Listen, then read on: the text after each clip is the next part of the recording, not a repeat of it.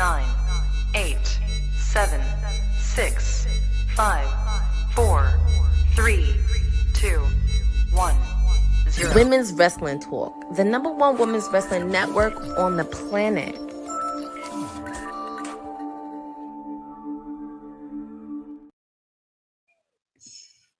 It is Wednesday, and you know what that means. It is your Timeless Elite, because now we're in Timeless Elite Wednesdays. It is your PR princess, your Timeless Elite, Stone Cold Courtney is with you tonight, and AEW Dynamite is coming to you from New Orleans, Louisiana, and we are kicking off with hip hop mogul and wrestling fanatic, co-owner of House of Glory, Master P, is kicking off, and we are bringing the Ops, which consists of Samoa Joe, Cassius Shibata, and Hook. But unfortunately, last week, Hook had an injury to him, and Powerhouse Hobbs comes in.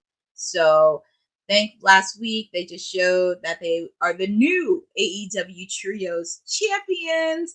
Celebration last week, and kicking it off where they're in the ring.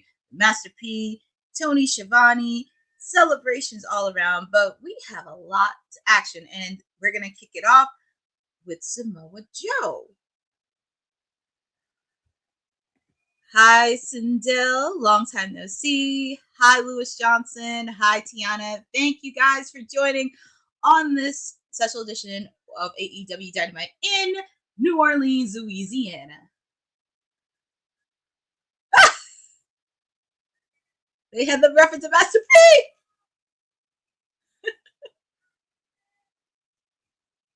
Oh my god.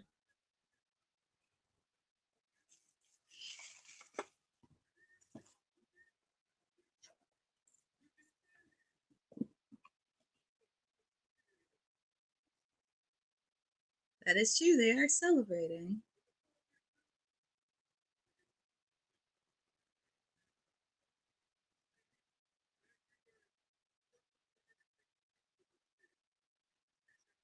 Yeah, Master P has done a lot for the city of New Orleans, Louisiana.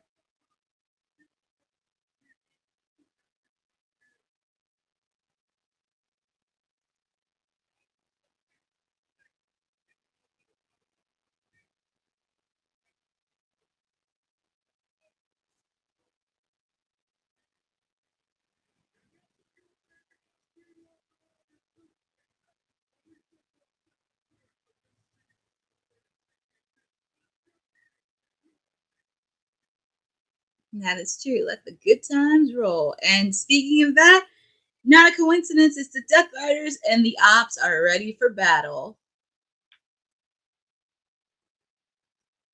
Well, here comes Marina Shafir.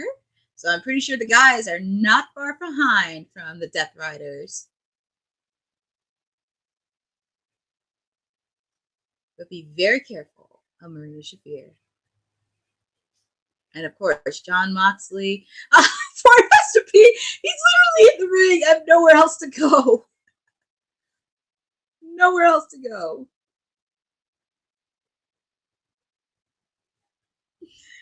Oh my goodness. He's literally in the ring all by himself.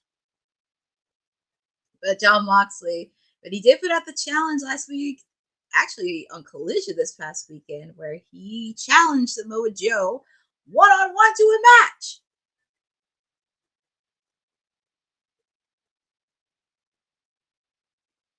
And Master P, he's in the ring.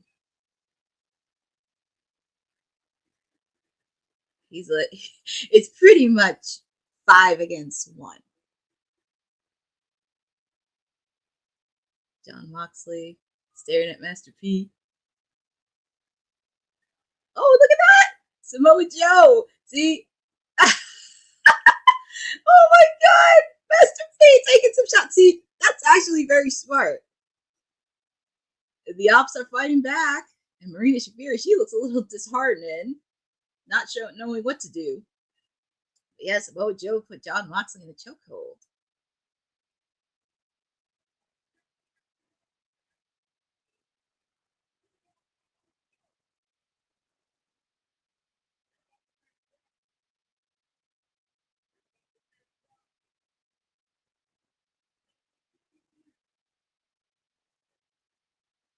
They did say it's going to be a problem.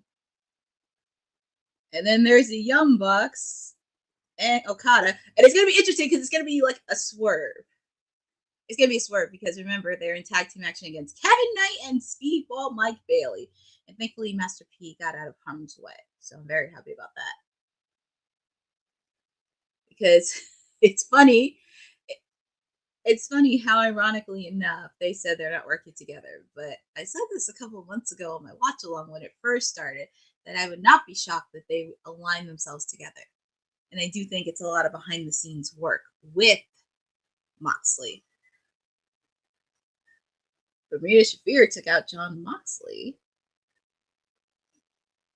And then there is Swerve Strickland, who is going Bucks hunting season. He made the claim 2 weeks ago.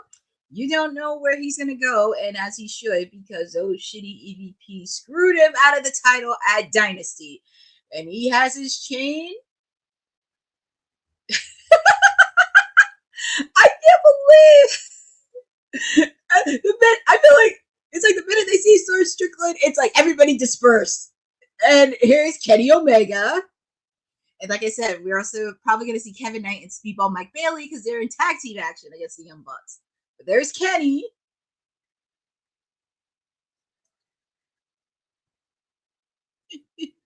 Kenny still has a score to settle.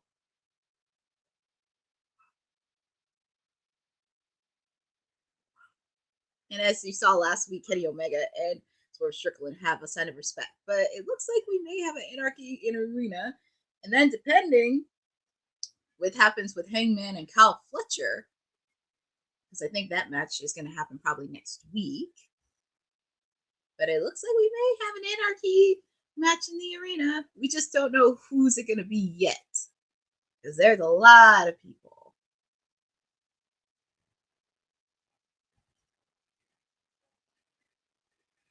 Boza, technically, but also at the same time, Jon Moxley said he wants Samoa Joe one-on-one. So we shall see what's going to happen there. But I think it is starting to shape up.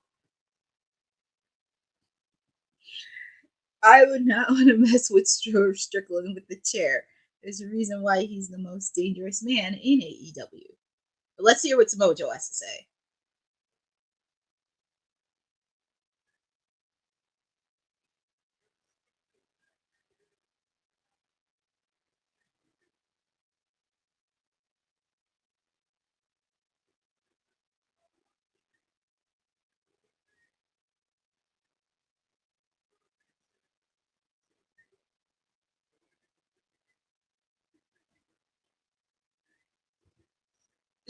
So it's like it's him, it's Swerve. The Swerve also wants the belt to Darby Allin.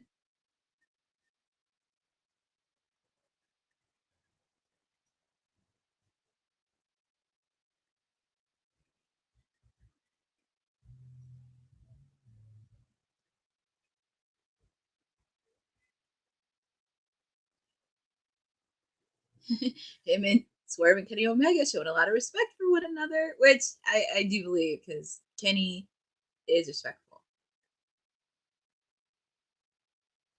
And here comes the patriarchy because Nick Wayne is the Ring of Honor television champion after beating Commander last weekend on Collision. Definitely a congratulations. Oh.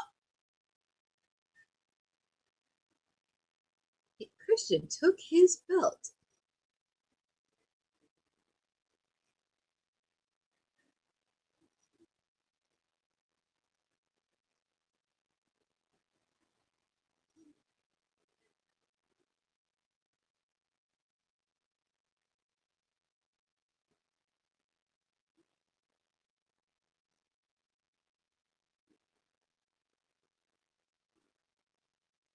Oh my god. I think sooner or later, Nick Wayne is really going to sucker punch Christian. It's just a matter of timing.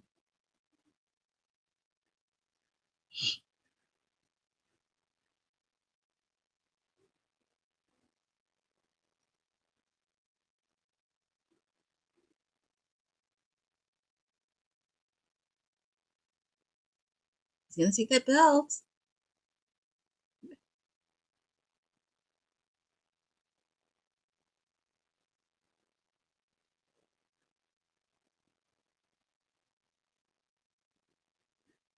It looks like things are starting to crumble a little bit in the patriarchy.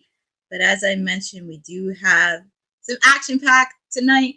Of course, we have Ricochet versus Mark Briscoe for the first time. As I mentioned a couple minutes ago, we have Kevin Knight and Speedball Mike Bailey taking on the Young Bucks. We're going to hear from the AEW World Tag Team Champions, the Hart Syndicate. FTR returns after their suspension. Brody King and Will Ospreay taking on Konosuke, Takeshita, and the newest member of the Don Callis family, Josh Alexander. And also continuing the Owen Hart Women's Cup Tournament for the first time ever, Jamie Hager taking on Kris Statlander. And the winner of that match will be facing off against Mercedes Moné at Double or Nothing next month in Arizona. So we have a very solid episode, and trying to look through all the chats because I know the chat was on fire when I was watching that promo. Do we expect the return of one Gail Kim? That's an interesting question, Sintel. I know Gail Kim was released from TNA. Not sure what's going to happen with Gail Kim, but like I said, I wouldn't mind seeing her work backstage segment because AEW needs help evolving and innovating their women's division. So she would definitely be having a good asset on that. What do you think AEW would do with kind of the AA acquisition? That's actually pretty interesting because right before the acquisition that WWE announced, AEW announced that they were going to do Grand Slam Mexico with CMLL. So that was actually pretty interesting. But if I was AEW, I would kind of really focus on your course, continue the partnership with CMLL, and just kind of go from there. Yes, everybody's kind of very much thinking about this, but we shall see. We shall see on that.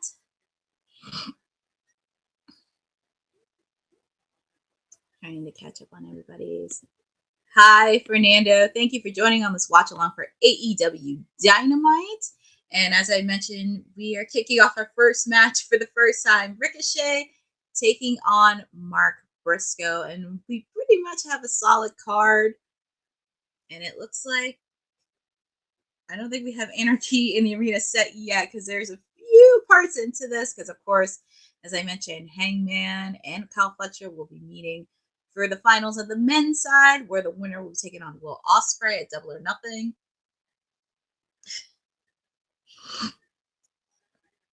Ricochet trying to do some heel tactics.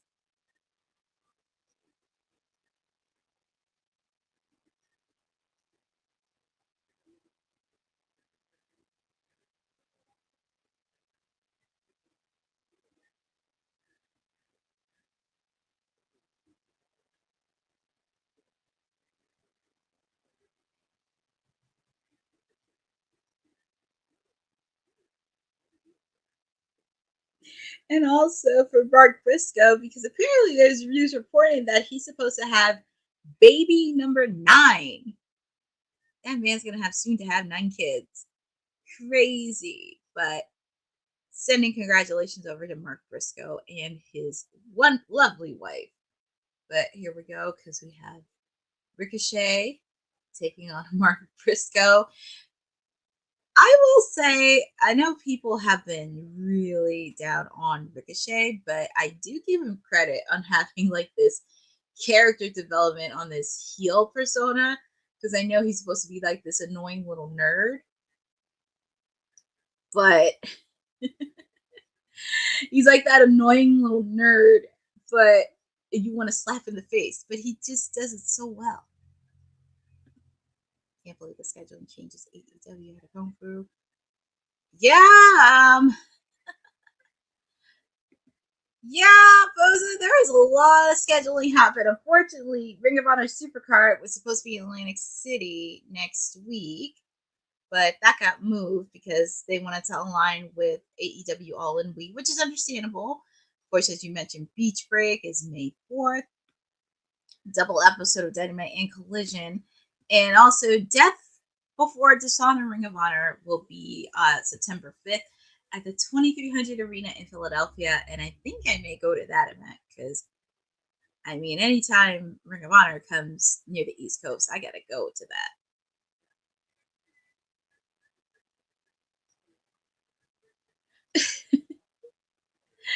How can you not hate Mark Briscoe? He's just a guy that's all heart in the ring and doing what he loves to do. But I'm curious on what Mark's reaction is going to be because as of right now, the conglomeration is no more.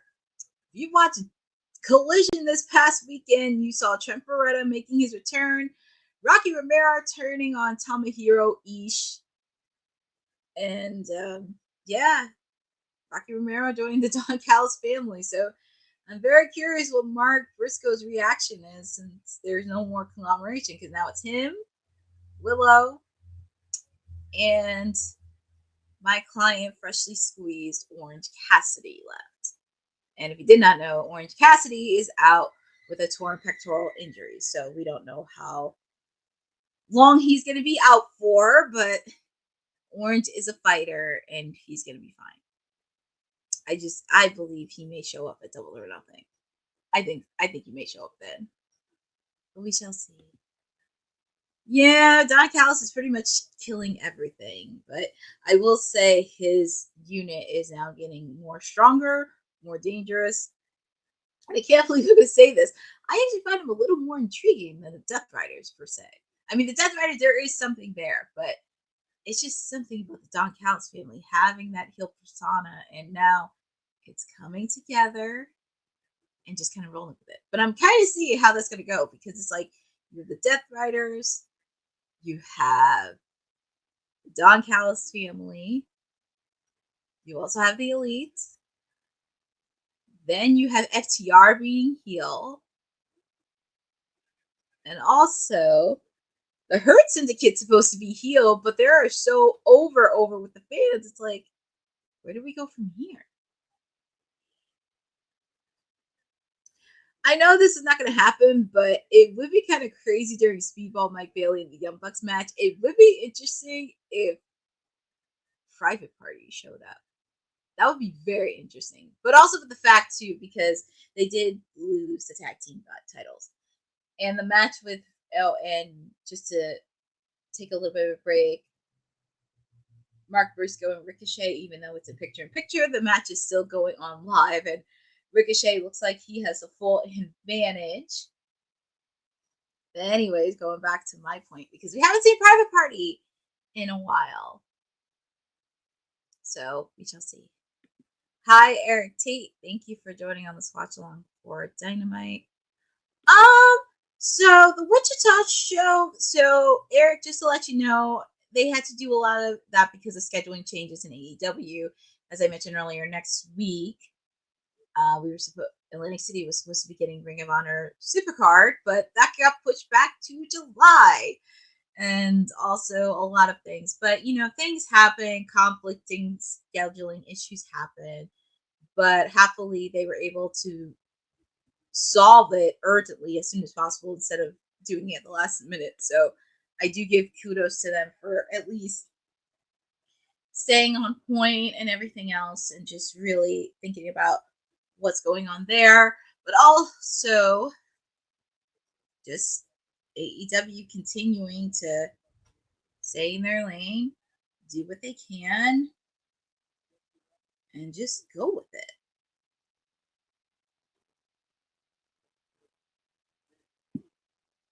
So, just looking at sorry, I was looking at the match because even though the match is in picture-in-picture, Ricochet is just taunting the crowd, which I would say it's pretty good to see his heel persona come out a bit. It's nice to see that change. And as I mentioned, FTR is returning, unfortunately, after their suspension. Because, we saw what they did there, not just with the referees and Adam Copeland, but also where they almost attacked Tony Schiavone. Nigel McGuinness had to come in, and then they attacked Daniel Garcia, Daddy Magic, and Cool Hand Ange. So this is going to be very interesting, and it looks like Adam Cole Roderick Strong and Kyle O'Reilly may be feuding with FTR. Because that's going to be very interesting to see. And I said this a couple months ago in my watch along, because when I was talking about FTR being heel, I told myself I would not be shocked if the Young Bucks and FTR align themselves together and run amok in the tag team division. That would be really interesting to see. And especially taking out the Hurt Syndicate as well. Because if you have like both of them, they'll be running the floor off of every single tag team in that division. That would be really interesting to see. And then, of course, like we haven't seen the Outrunners since they lost the titles at Revolution.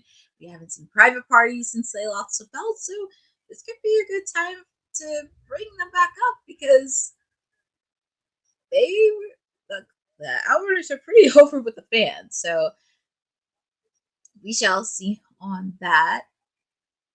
And we are back live with AEW Dynamite, coming to you from New Orleans, Louisiana, kicking off between Ricochet and Mark Briscoe, who are facing each other for the first time. And it looks like Mark Briscoe is getting some energy from the fans.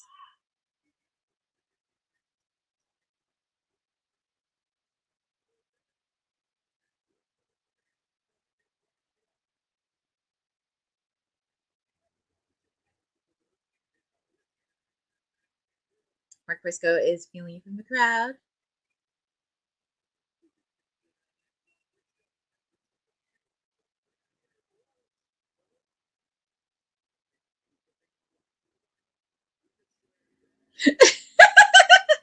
Mark Briscoe slapping Ricochet's bald head. That has been a meme ever since last week with his baldness.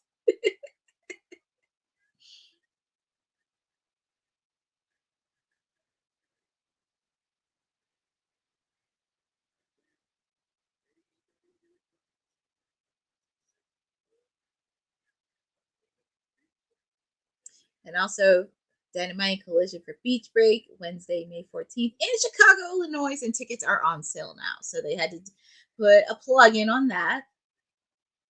That's one of their favorite cities within AEW to go to is Chicago, which is nothing wrong with that.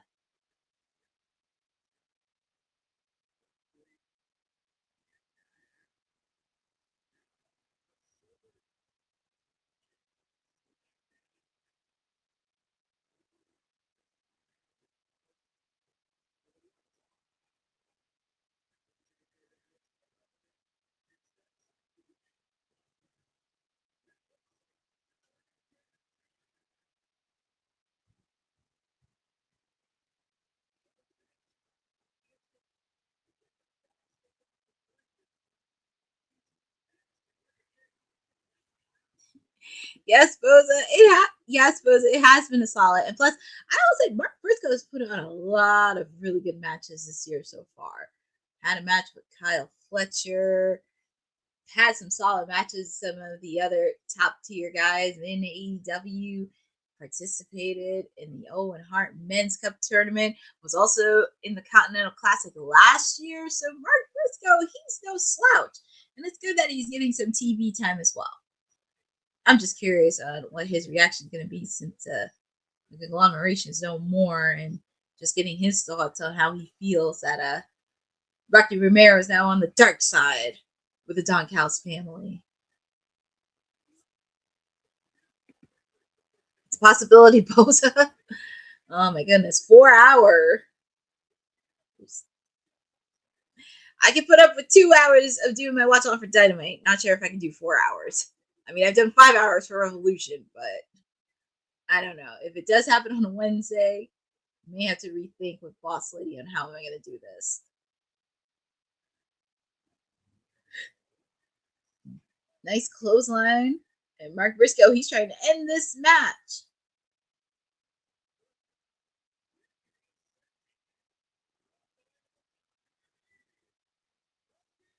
Ooh, he was doing froggy, but Ricochet recovered.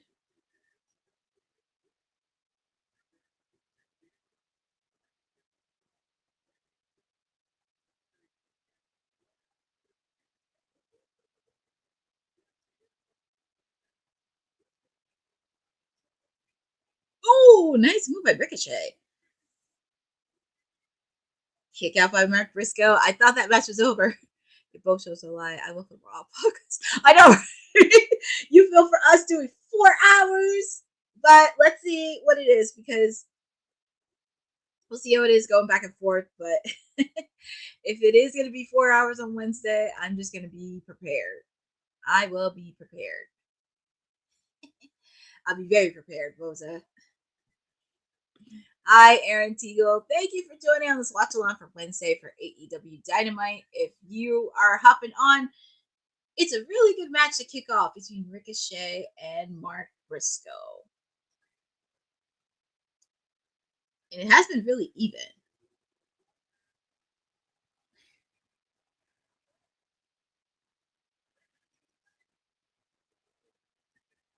Mark Briscoe wants to end this. Ooh, nice clothesline by him.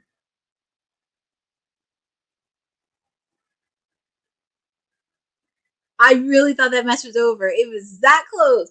I thought Mark Briscoe was going to get the win.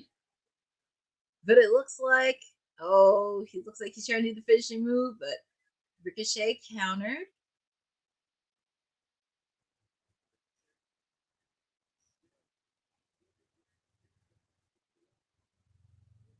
Oh, Ricochet, he's using the speed of the rope. Where's the ref? 3, and your winner. I thought Ricochet was going to win, but your winner is Mark Briscoe. Mark Briscoe got the win. Congratulations to him. And, well, Ricochet needs to go back to the drawing board, sir. And, he's not done yet. He's got a steel chair. He's attacking Mark Briscoe.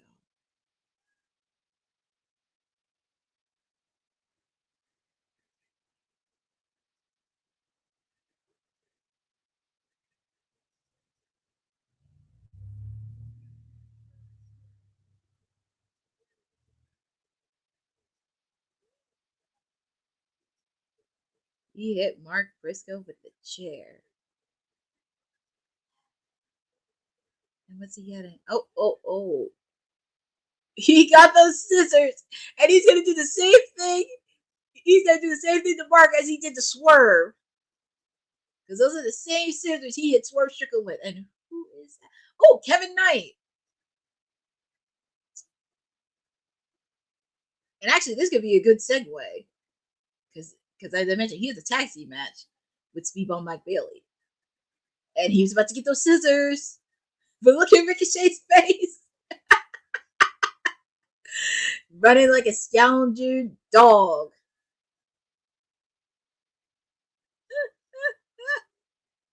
Oh, man.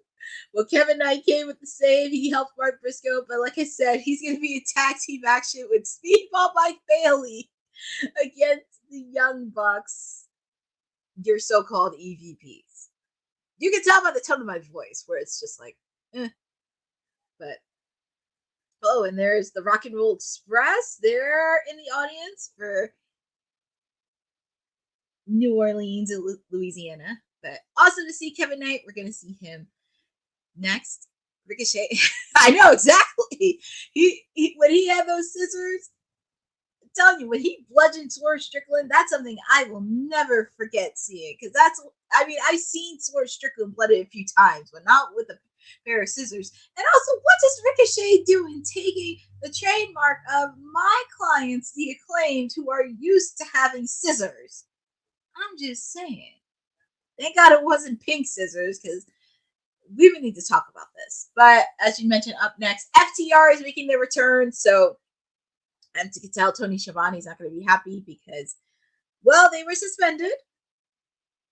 Not after what happened with Adam Copeland, but also they almost put their hands on. They also they almost put their hands on Tony Schiavone, but Nigel McGuinness made the save. They beat the crap out of Daniel Garcia, Daddy Magic, Cool Hand Ange, and also attacked a few security people and referees. So they were suspended for a week, and they gave a sincere apology to both Nigel and Tony Schiavone this past weekend on Collision, but I could tell Nigel wasn't buying it. And I think this is gonna sound crazy, but I was thinking about this a lot, and I would not be shocked by it.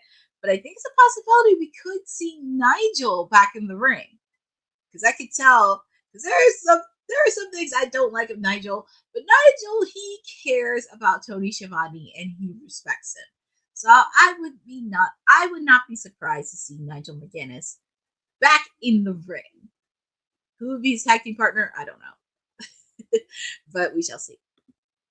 WWT Live was funny today with America. They did a great job of putting a bow on Mania. That's really funny.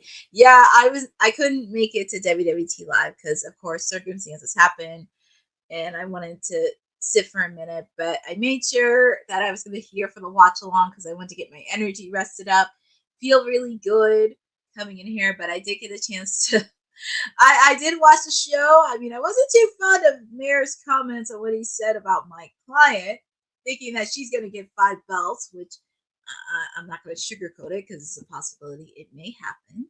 But I will talk more about that because, well, I'm not more concerned with Tony. I'm more concerned with Mercedes. But we'll talk about that throughout the 2 hours. Yeah, this whole situation with WWE, with The Rock appearing on Pat McAfee and everything happening behind the scenes. This is like pure PR crisis chaos 101 because I feel like I need to do a case study on this. And also with the facts, because it was solid WrestleMania. It's just like storyline wise, I just think like it could have been done better. Nothing against John though, because like, you know, I was happy John got 17. He's a GOAT. He's great. Got the win, but if they were going to use Travis Scott, they could have at least let him be a little bit more ruthless. I mean, you could have at least let him taunt Cody's family. His mom was sitting right there. Randy was sitting in the audience. I mean, he could have taunted like Cody's family and made him look like a strong, not like a chump, but like I wanted to see Cody punch him in the face. But I know we talk about that throughout the night. And oh, is that Stokely Hathaway? I haven't seen Stokely in so long. And Tony Schiavone's in the ring. I know it's supposed to get FTR, but it looks like Stokely's going to be with FTR, which I have to say, that's not bad. That is not bad.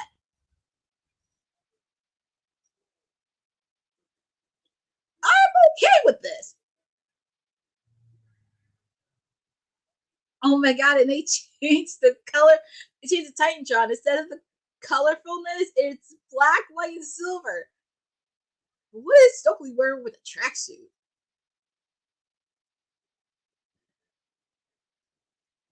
I know, Boza, exactly. I actually kind of enjoy seeing this. I don't have a problem with it. Because this could be great. But don't you mess with Tony. Don't you mess with Tony Schiavone, because Nigel McGuinness will be coming after you.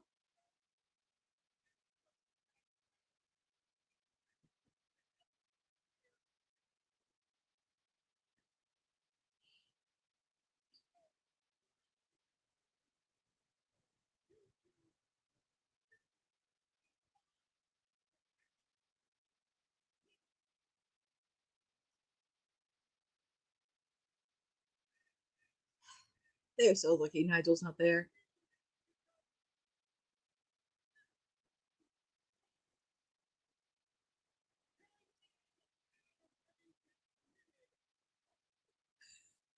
Why are we gonna go with him?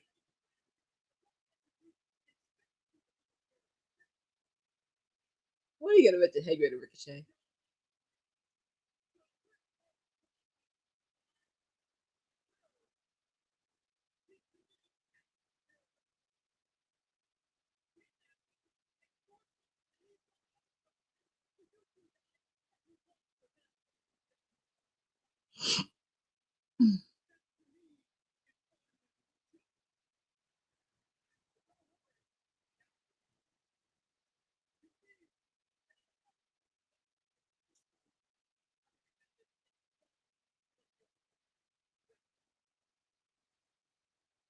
I am actually not mad about this.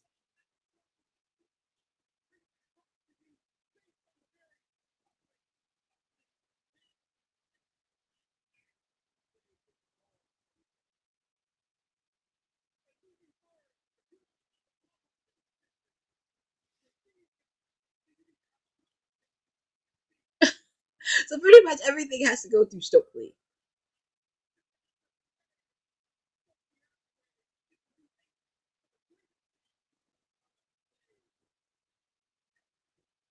So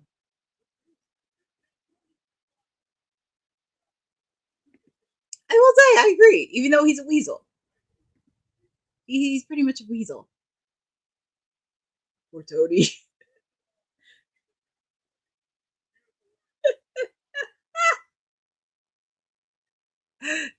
I'm telling you, FTR are so better as heels.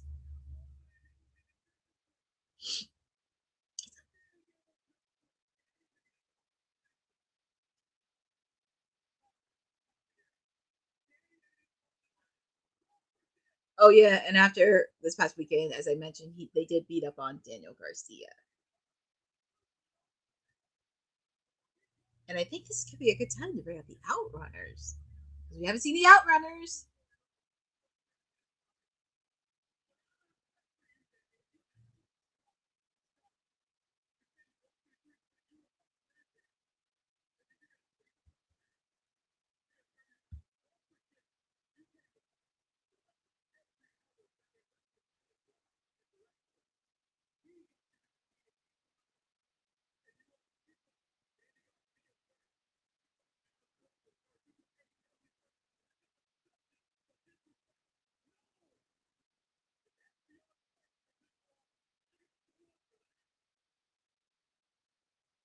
Yeah, exactly. I think this would be a good fit.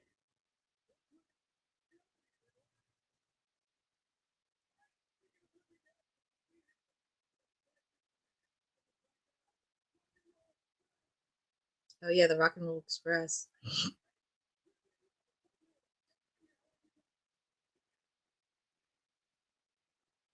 I think they don't want to come to the ring after what's happening. They're smart.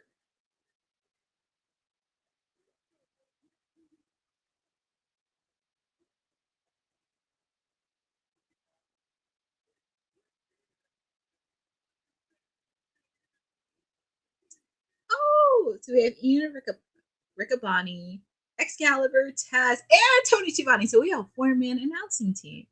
And it's a shame Taz wasn't on last week because I know he probably had to take care of his son Hook, who was hurt. But it's nice to see Taz.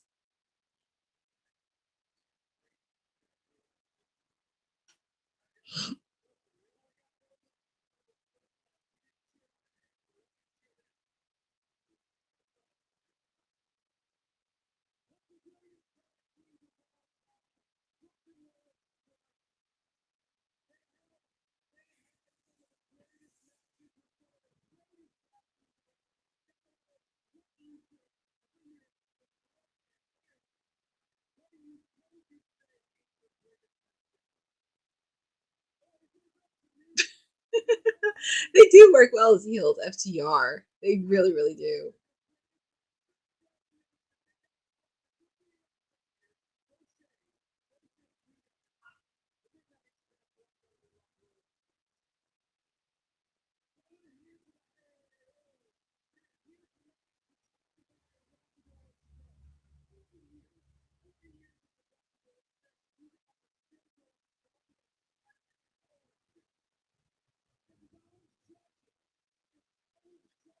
I can't believe Dax interrupted them right when they were talking. The Rock and Roll Express. They're one of the most beloved and decorated tag teams.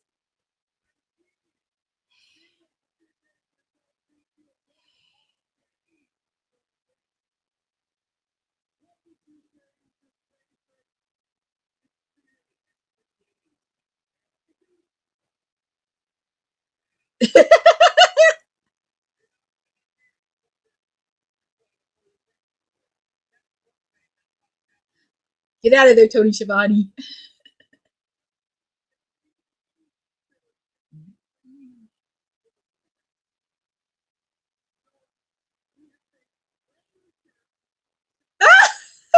What a coincidence. They have a brand new shirt and it's like black and white.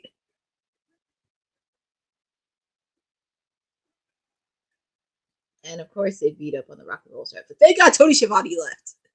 Thank God he left.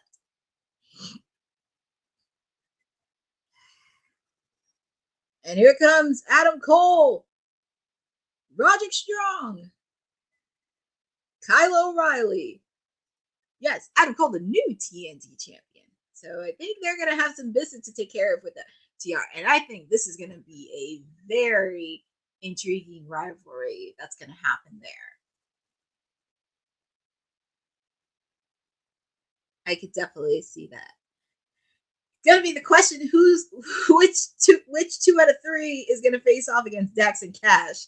I would probably say Roderick Strong and Kyle O'Reilly, with the fact they do have a win over FTR, which not many teams in AEW can say, because outside of the Young Bucks, Roderick Strong and Kyle O'Reilly, and my clients, the Acclaimed, have a win over FTR.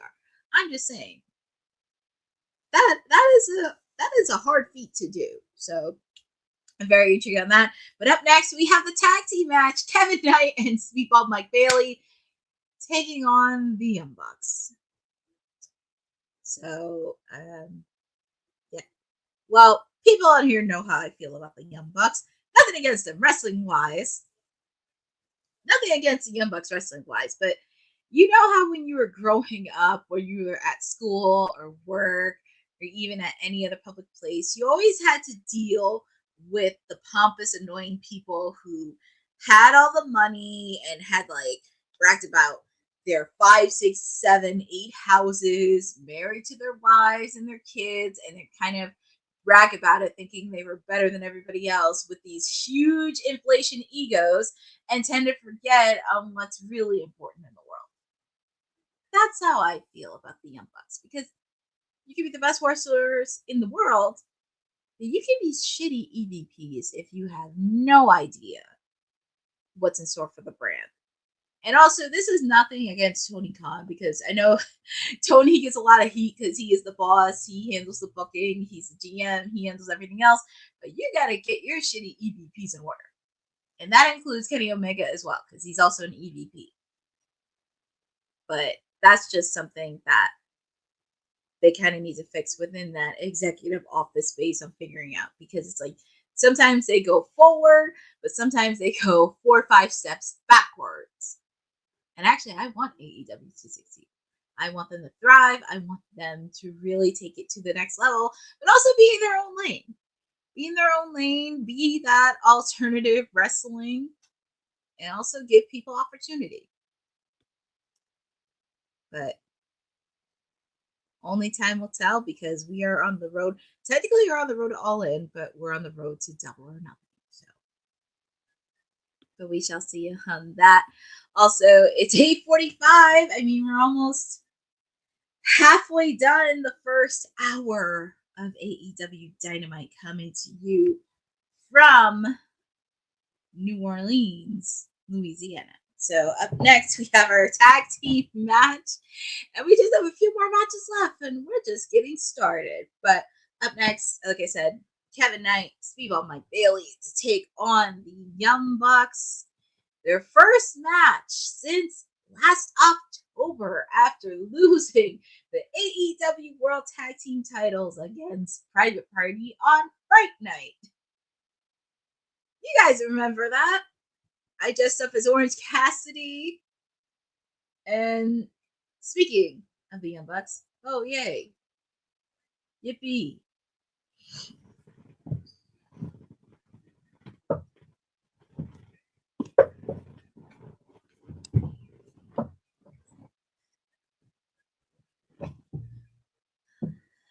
Oh yay.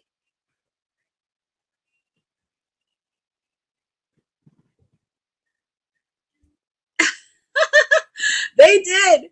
I know, but I was like, we still don't even know what was the papers. We still don't know what was the papers. They destroyed it. And also, I said to myself, I would not be shocked if the Death Riders and the Young Bucks and Elite were working together. Off screen. In private. I said I would not be shocked. But like I said, I would not be shocked if they were not working together, because when the Death Riders first started, the Young Bucks did not want nothing to do with them. They did not want nothing to do with them. But, like I said, I would not be surprised if they did work together. But here we go. We have Speedball Mike Bailey, who has just been so fun to watch since he's came on AEW. I mean, seeing him in the International Championship Eliminator match, seeing him in that triple threat match at Dynasty, which was insane. And then last week when they had that $400,000 8-man tag team match, because they are both richer, along with Will Ospreay and Mark Briscoe. They got some money, but this is going to be a really fun tag team to watch. I'm very excited to see Speedball Mike Bailey and Kevin Knight. I'm pretty sure all four of these guys know each other very well, with the facts Speedball and Kevin Knight wrestled in New Japan. The Young Bucks are familiar with New Japan. They were the IWGP Tag Team Champions on a few occasions, the Young Bucks. So they have a familiarity, and here we go.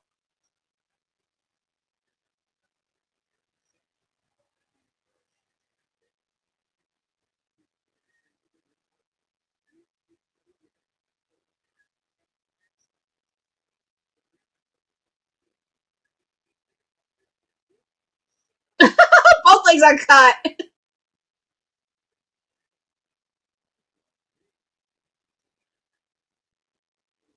Okay, so just to let you know, in the beige pants is Matthew, and in the teal blue pants is Nicholas. Just to let you know as a quick FYI.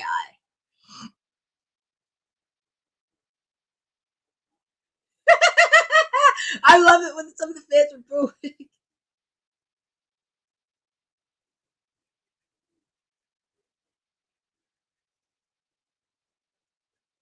Oh, nice move by Kevin Knight. And plus, I can't see the young. And plus, I know it's not going to happen, but it would be kind of funny if they lost in their first match back on Dynamite since October. That would be pretty funny. And I just love the synergy of this tag team of Speedball and Kevin Knight. It's like they work so well with each other.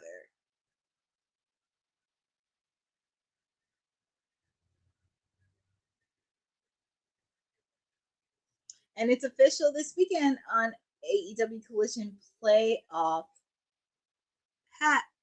Palooza. It will be FTR taking on Kyle O'Reilly and Roderick Strong this Saturday on Collision, immediately after the NBA playoffs. So we got a few matches coming in. Of course, we know Top Flight will be taking on Action Andretti and Leo Rush in a Tornado tag team match. And sure, there will be a lot more matches announced for Collision this weekend. I will say, nice move.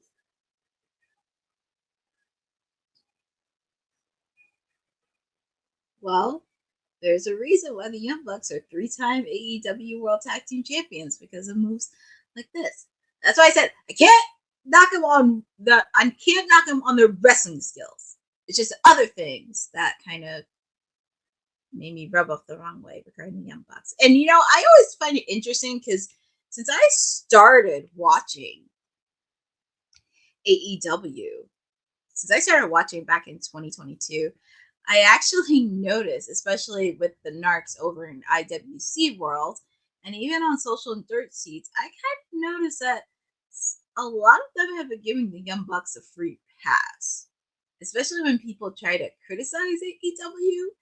And yes, mostly on to Tony, because like I said, he oversees everything within AEW.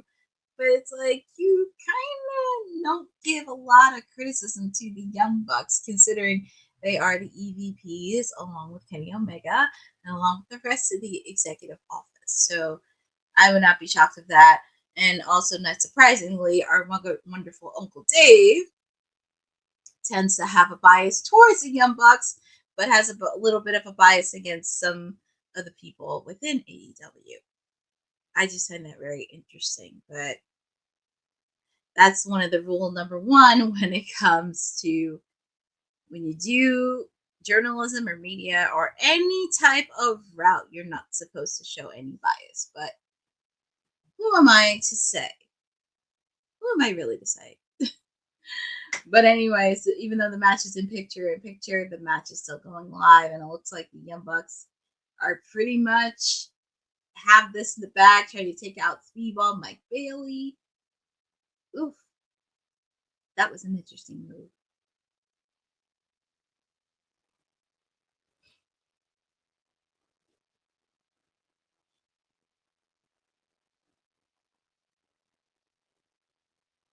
And plus, I don't even know what match is going to be the main event. It's probably going to be the tag team match between Brody and Will Ospreay taking on Takeshita and Josh Alexander. I would not be surprised at the main event. Now, if it was Jamie Hager or Kris Statlander as the main event, I'd be like, where are we going with this? Where are we at right now?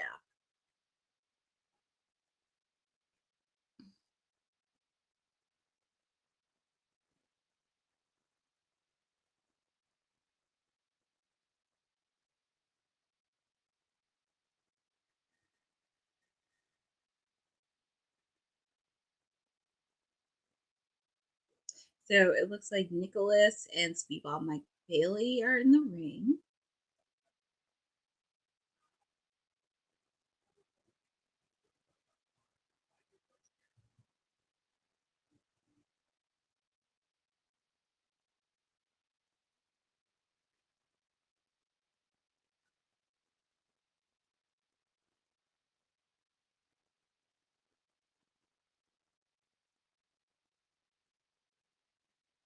And we are back live with the tag team match. The Young Bucks in their first match on Dynamite since Fright Night of last October, taking on the team of Speedball Mike Bailey and Kevin Knight.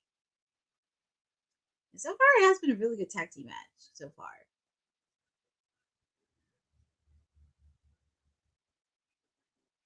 Well, it looks like the double team the Young Bucks are doing on Speedball Mike Bailey. Ooh, nice agility.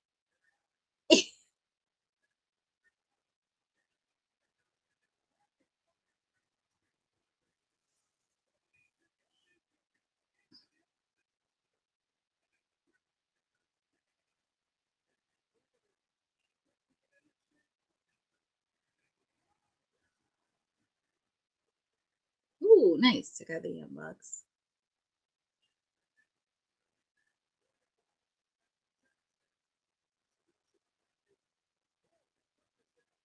Ooh, nice move. Nice counter by Kevin Knight. The fans are really cheering for him. And I love that.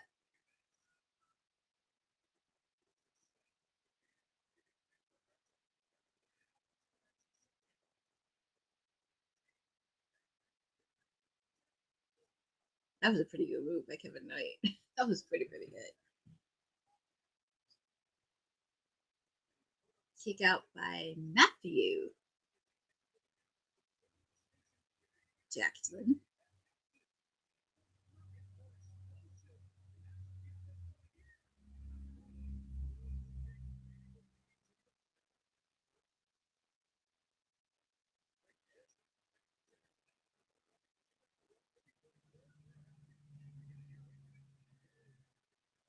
Ooh, nice counter by Matthew Jackson.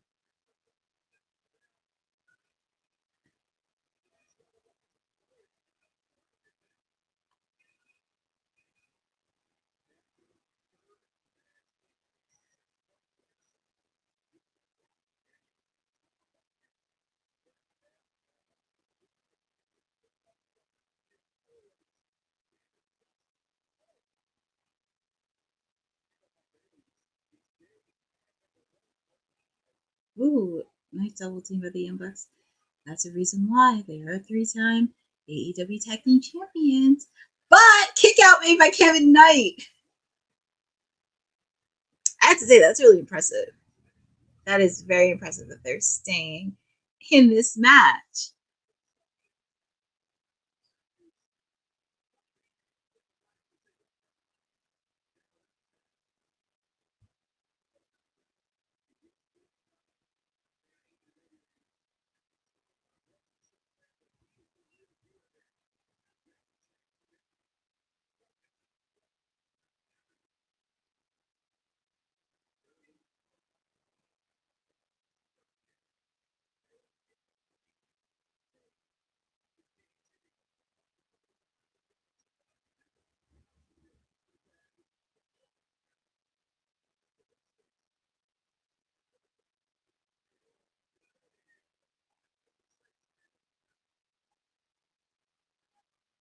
I think they're trying to do the EVP trigger, the super kick.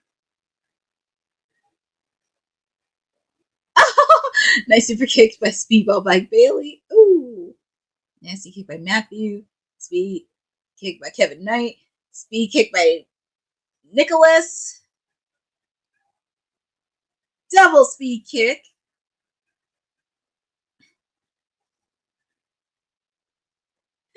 I will say this has been a really good tag team match. And also we have another tag team match happening later tonight, as I mentioned.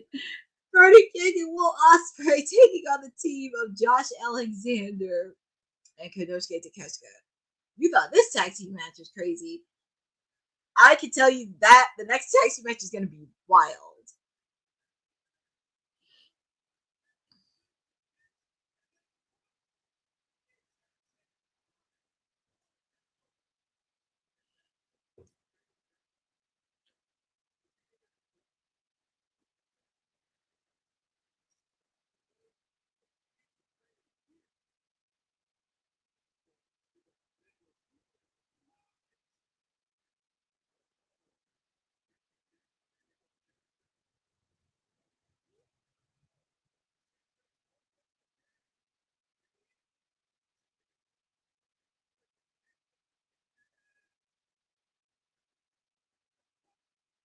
Ooh.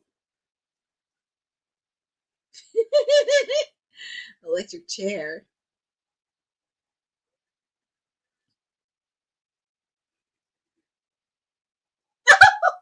Miscommunication with the Young Bucks. That has to hurt. Are they gonna get the win and pin the former tag team? Are they gonna pin the 3-time AEW Tag Team Champions? Are they?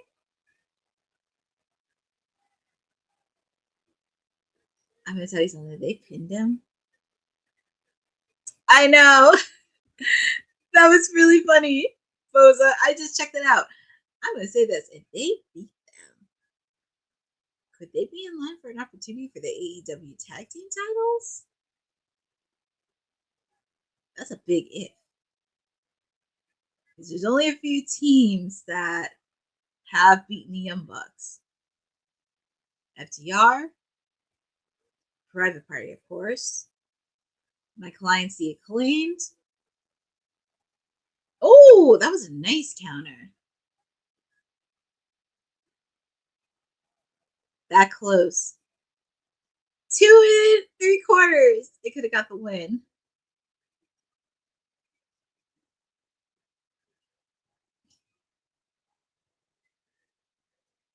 Oh my god. Question is, who's going to take the pin? Who's going to take it?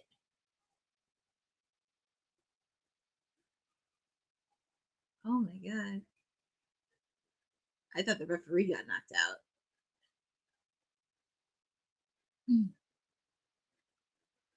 Young Bucks rolled out the ring.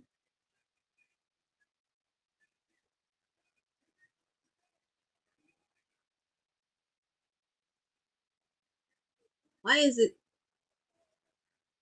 I know the Young Bucks are somehow going to win, but why do I feel like I smell shenanigans in this match?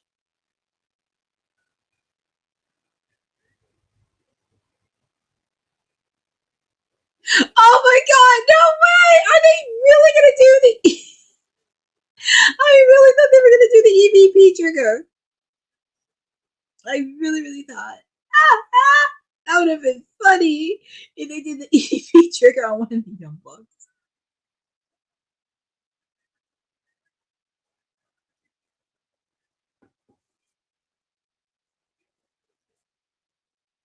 Ooh, got caught.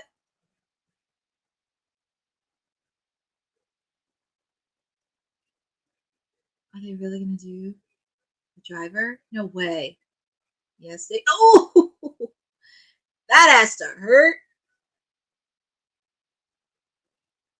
They want to end this match right here.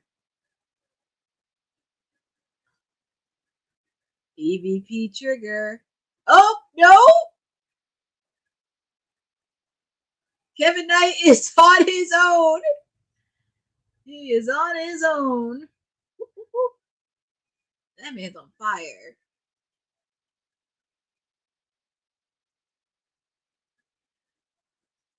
Why do I smell shenanigans?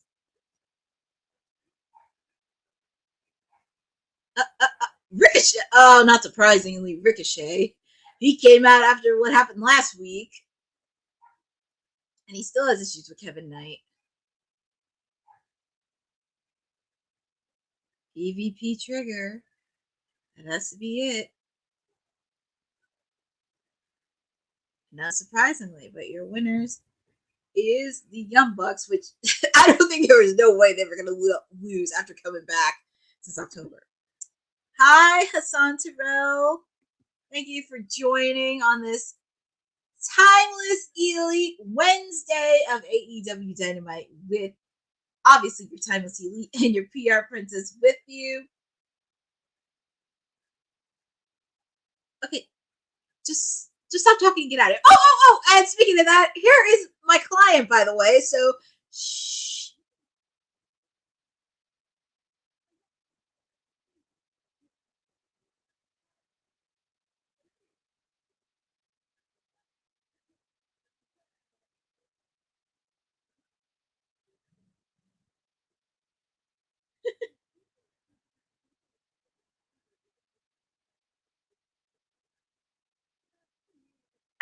Yes, my client will be at the TCM Film Festival, which will be really good for her.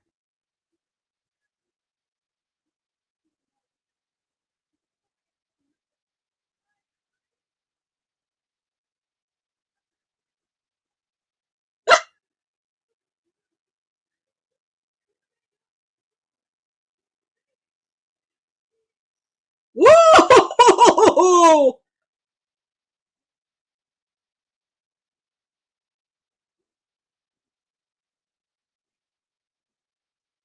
So my client, see, that's why my client is the fighting champion. That's why she's a fighting champion. That's why she's a fighting champion. Because this Saturday on Collision, she will be doing an eliminator match. And she said in the media scrum that I was at, she said, give me the biggest slap top you got. And she will be facing off against Queen Amanada on Collision this weekend. And that is going to be a fun, fun time.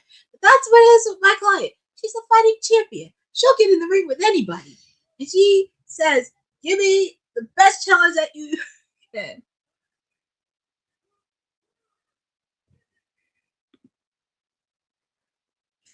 Well, I don't know if she wanted to stay relevant. She's a fighting champion. She could have just like took the night off on Collision, but she's a fighting champion. She wants to face off against every single female.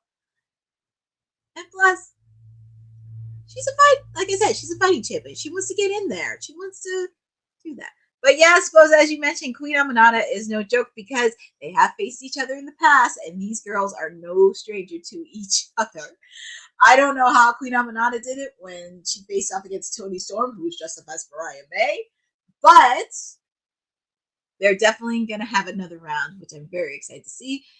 And we go from the women's champion to the yes, exactly. And we're going to hear from the AEW Tag Team Champions, the Hart Syndicate.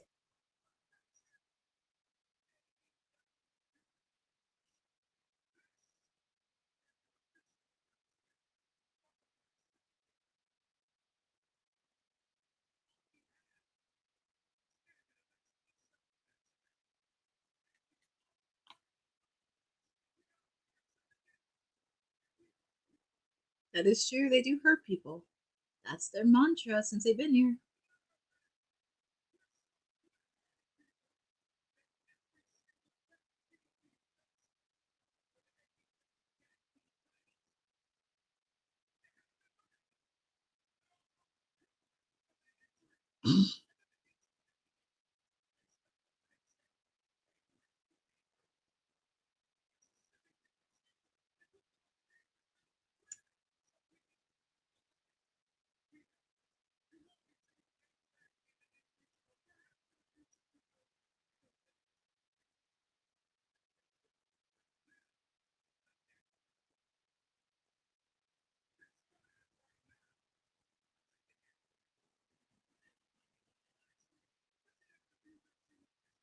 Oh boy, I'm pretty sure it's regarding MJF. I would not be surprised.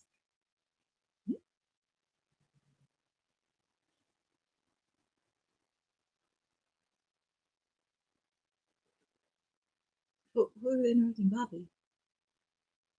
Is this?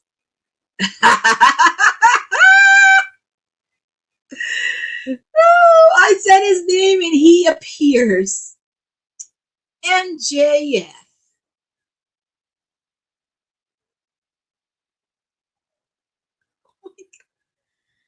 Oh, MJF.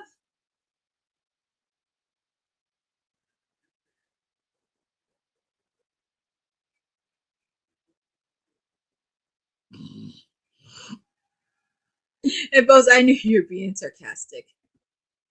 I know you're being sarcastic regarding my client because you put that in quotes.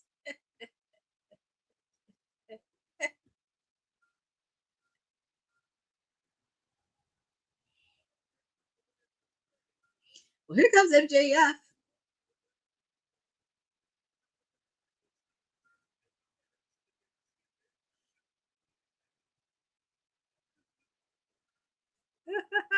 What is... Don't call him a creep, Boza. He's a jerk. He's a jerk. Unfortunately, he's from Long Island, New York. All I kept thinking about is Alicia. Alicia had to do something to win him over. Oh.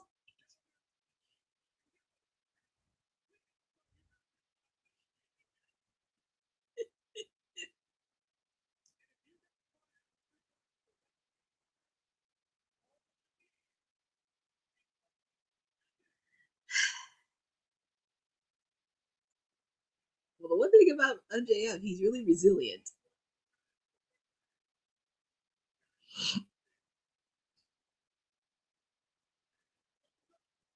Well, of course, MVP is going to give a yes, obviously. I can see Bobby saying no.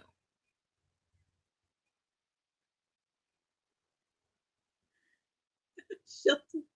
That'd be funny if you did a thumbs down. That'd be hilarious.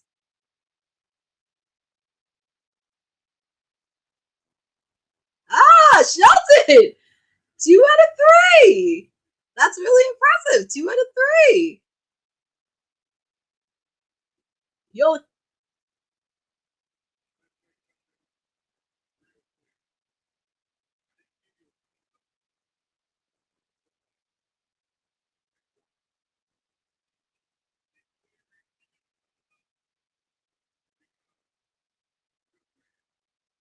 Well, that is true because MVP. That is true. Well, let's hear what the Almighty has to say.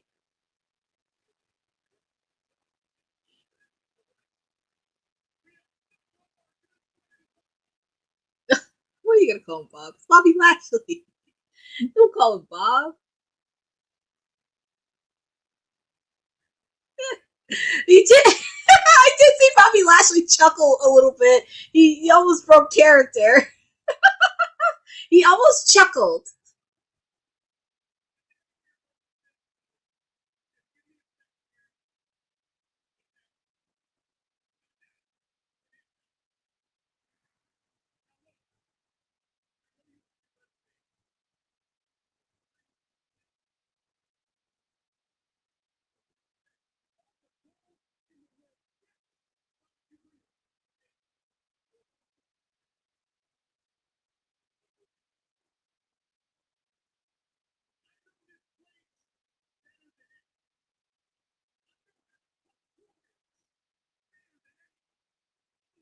That is true.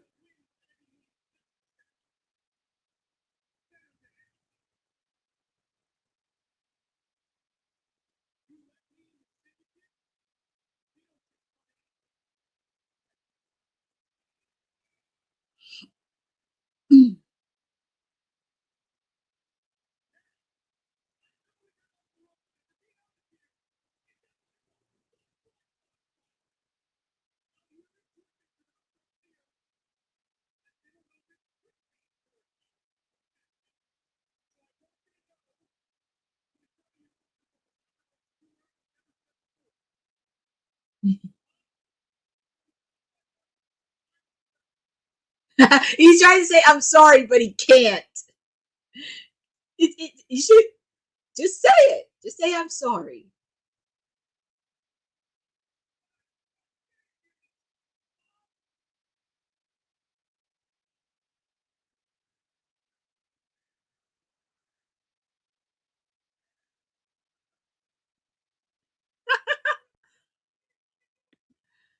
Well, yeah.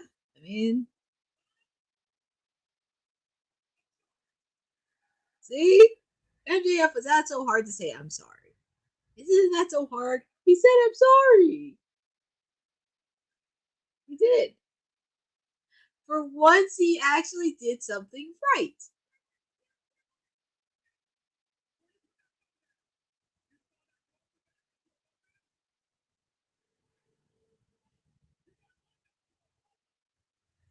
What?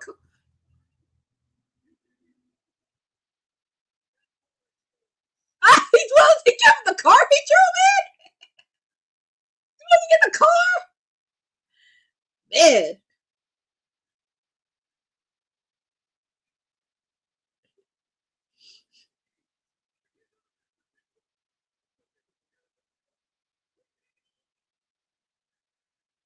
No, taking a walk.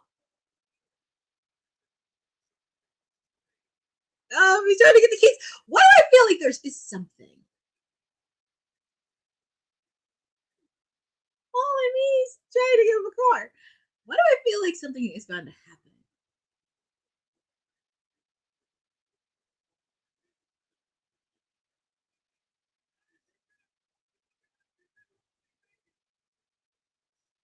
I mean, he's taking the car.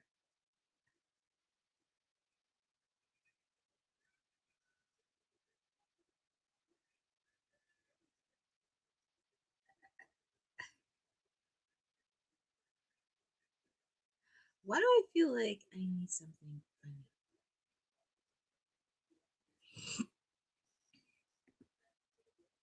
That is true.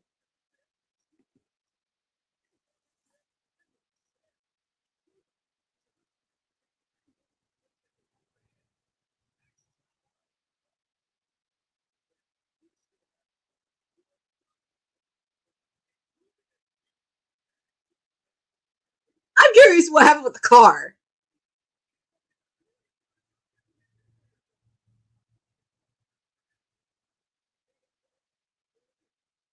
It is a nice car. Well, that is a nice car.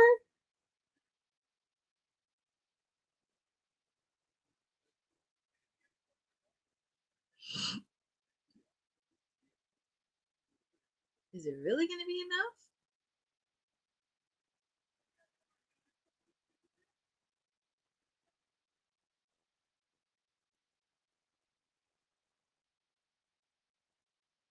Oh, that is a nice car.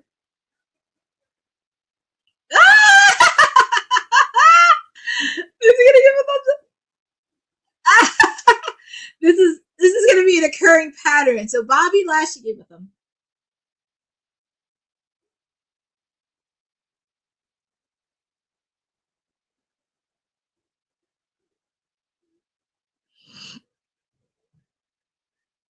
So MVP's trying to. Well, I don't know what's gonna be convincing Bobby Lashley, but I mean, I think what people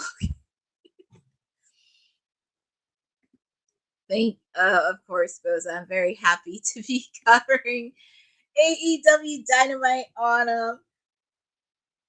excuse me, WWT Live. I know a lot of times people are always right now iffy when it comes to AEW Dynamite and really kind of like, well,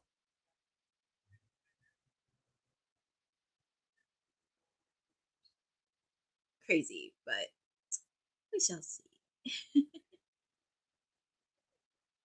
But that's crazy. But I'm really happy to be covering AEW Dynamite. It has been a very, very fun.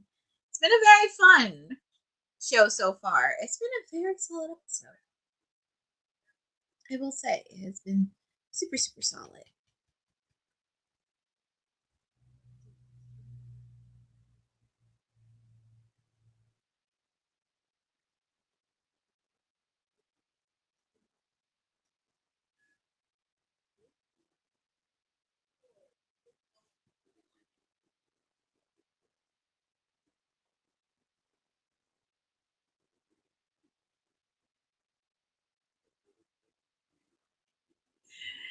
Oh my goodness. It's just been a fun, solid episode of Dynamite all around.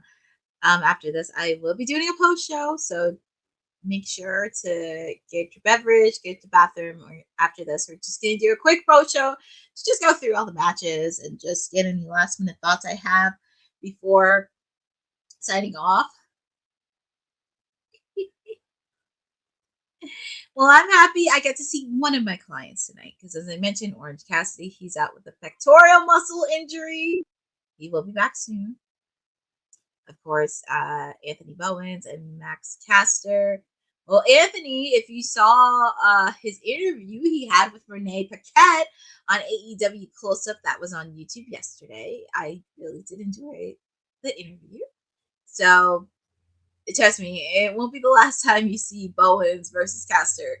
They are going to have a match.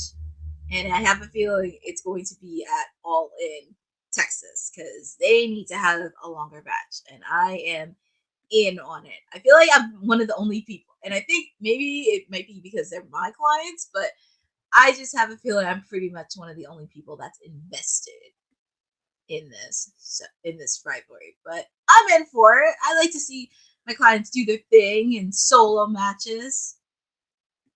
But they'll be back. They'll be back. They'll be back together by next year towards Wembley Stadium. But yeah, next we have our tag team match, and dare I say this? Our main event is a women's match. Oh my god! What are we doing here? And here is Hangman Adam Page.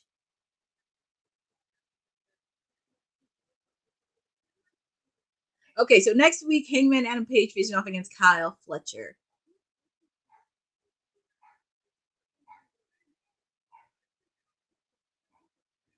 Oh yeah, because after he got ambushed last week.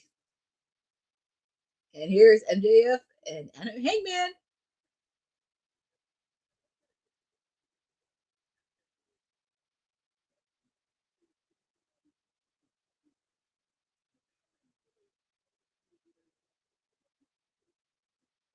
I always feel bad for Hangman because somebody always interrupts him during his interviews.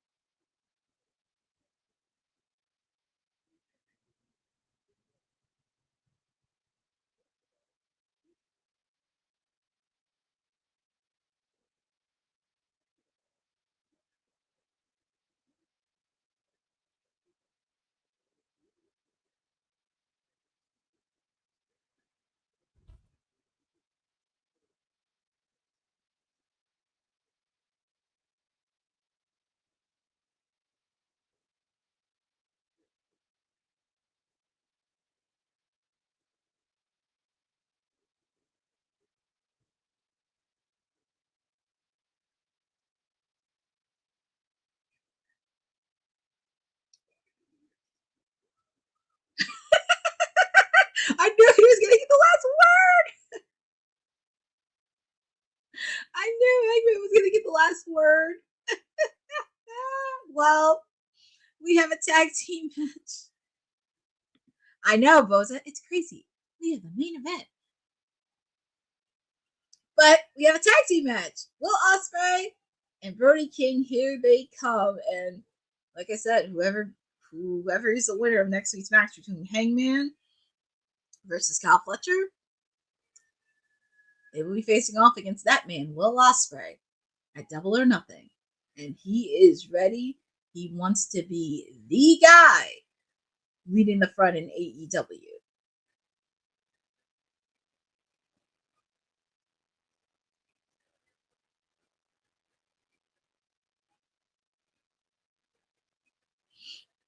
It's interesting because I was watching WWT live, and I know a lot of people think Darby Allin's going to be the one to take down Moxley. But depending on when's he going to come back for his climb at Mount Everest, because I did see a recent picture of him, and he's got some muscles in him. He's bulking up, which is good. But also, if we're going to have to go top baby faces of AEW, of course, he's at the top of the list. Will Ospreay, Orange Cassidy. Swerve I would put as a tweener, but those are your top three baby faces for AEW as of right now. But he'll be back soon. It's gonna be very interesting with this Owen Hart Cup tournament because, like I said, the winner of that match faces off against the world champion at All in Texas. So I'm very intrigued on how this is gonna go, especially with the AEW World Title picture with Jon Moxley. But yeah, here comes that creep with Konosuke Takeshita, accompanied by Lance Archer, and the newest member of the Don Callis family, Josh Alexander. Yeah, we're gonna have that creep do commentary.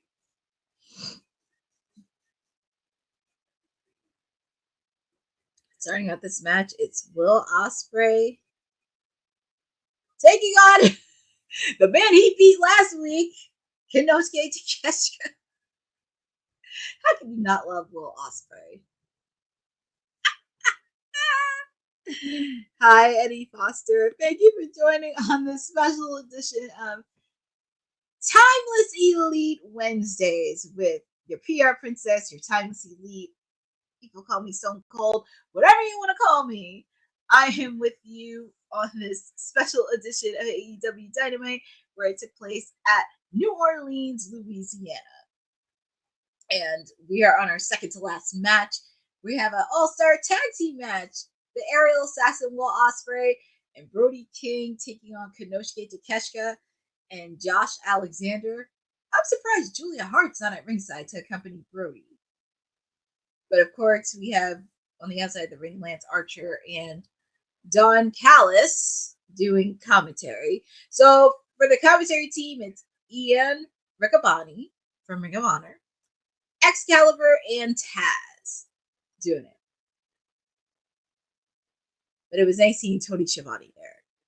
But solid job by the commentary team. Thankfully, I have my headphones in because I don't want to listen to Don Callis do commentary because that creep, I'm not giving attention to that creep if I could.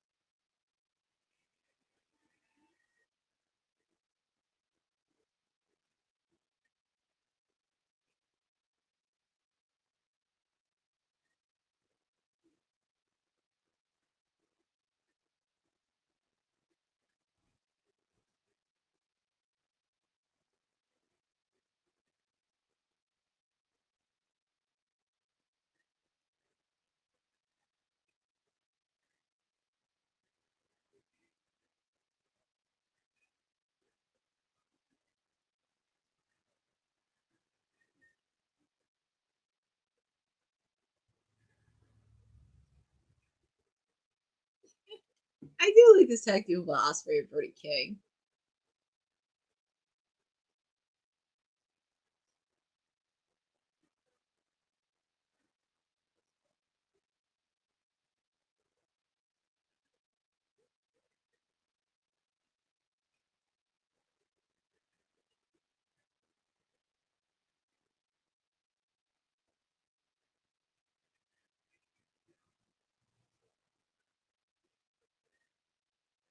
Brody King putting it on Josh Alexander.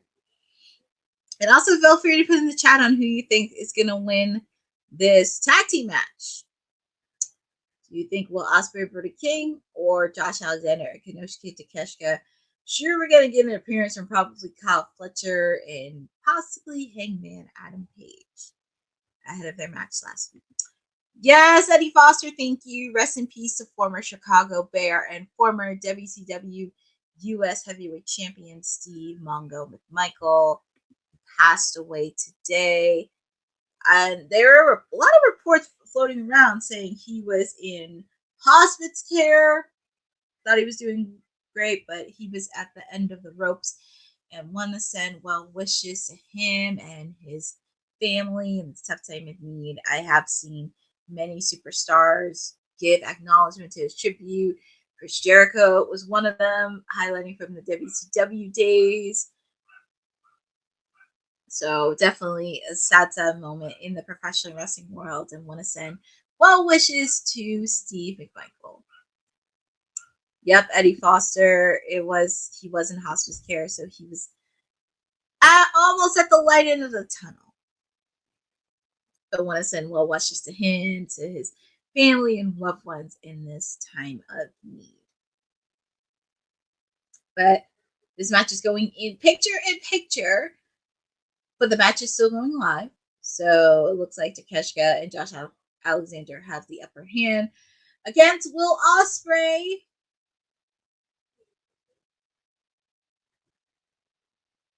And also, I want to ask a question because I know next week we're getting Kyle Fletcher versus Hangman Adam Page. But who do you want to see face off against Will Ospreay at Double or Nothing for the Owen Hart Men's Cup Tournament? Do you want to see Hangman or do you want to see Kyle Fletcher? Because I want to say the favorite is Will Ospreay, but I don't know. Because a lot can happen. I feel like a lot can happen. And I know on the women's side, and Ced was talking about this in WWT Live today because he thinks Mercedes is winning it all. But I mean, it's a possibility. It's depending on who the opponent's going to be. It's going to be either Jamie Hager or Kris Statlander. So I think if they really want to go make All In a successful event, they're going to have to do Mercedes versus Tony. Which is really interesting because I could see her going another round with Athena. Because, I don't want Athena to be one and done and everything else. I feel like she's still in that bubble.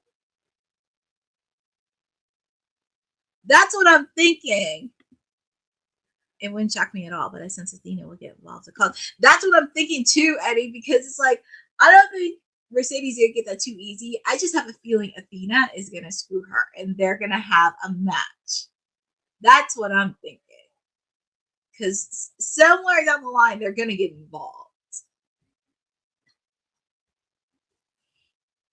Ooh, Eddie Foster, you think Kris Statlander will go All In? It's a possibility because Toni Storm has never faced off one-on-one with Kris Statlander. And it sucks because I actually love Jamie Hager. And she's a former AEW Women's Champion. And I wouldn't mind seeing her go for another title shot because, trust me, and ironically enough, Jamie Hager beat Toni Storm to win the AEW Women's Championship back in 2022. Somewhere in that line, 2022, 2023. Because that was when Jamie Hager was aligned with Britt Baker. But we are back live with this tag team match.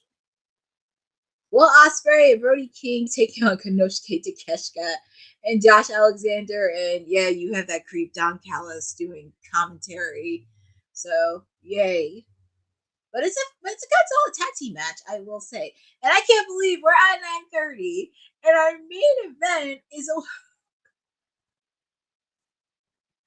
Yep, Eddie, that was before she was timeless. What's Will Ospreay doing? Tag Brody in. Well, here comes Brody.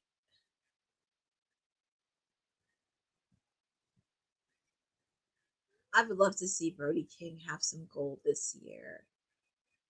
We got to see Powerhouse have some gold as 1/3 of the Trios champion, but I wouldn't mind seeing Brody King get some gold around his waist. And also, I'm curious because since Kenny Omega is the international champion, and I know he has his issues with the Young Bucks, who would you like to see challenge for his international championship belt? Who would you like to see? Because there's a lot of potential contenders for Kenny. But of course, they're trying to save Kenny versus Okada. We're all in July and unify both the Continental Championship and the International Championship. It's going to be interesting because if they do combine that, I know they're going to have the Continental Classic at the end of the year, but it probably may have to go by a different name if they're going to unify it. But I would not mind seeing Brody at the Continental Classic by the end of the year. Same thing with Mark Briscoe. I actually wouldn't mind seeing both Anthony Bowens and Max Caster in that Continental Classic by the end of this year. And we also do have the New Japan Junior League happening right now, because I know Christian mentioned about that last week with Nick Wayne. And I don't know if this is going to happen, but I actually wouldn't mind seeing a few stars from AEW on there. I wouldn't mind seeing Daniel Garcia on there. And as I mentioned, I wouldn't mind seeing Anthony Bowens or Max Caster. But the fact they never wrestled in Japan, that's just crazy since they were in AEW. That is nuts.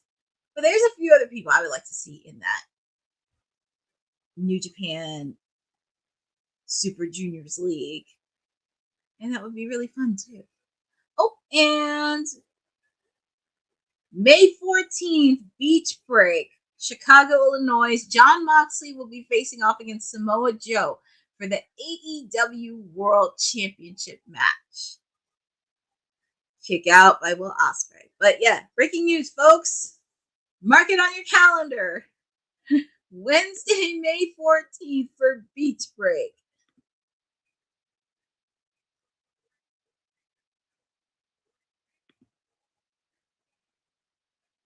It is crazy, but then when you really think about it, which I'm very shocked because I thought at least the AEW title would be on the line at Double or Nothing. But I think this is where it's going to be an anarchy in the arena match happening at Double or Nothing. We just don't know who's going to be. I mean, of course, you have the ops and everything else, but you have to really think on who is going to be in the match. Because there's so many factors, so many elements that can happen on who's going to be involved in anarchy in the arena. So, we shall see.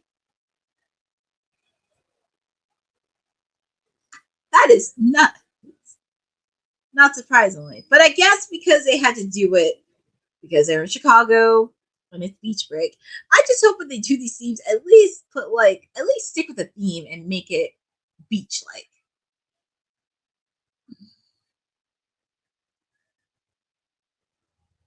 Oh god, there's Lance Archer. He's trying to interfere.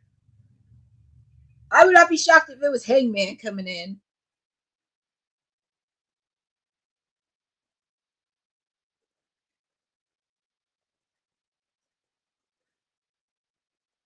Ooh, took out Lance Archer with Ospreay. That man can go. Ooh, nasty by Josh Alexander.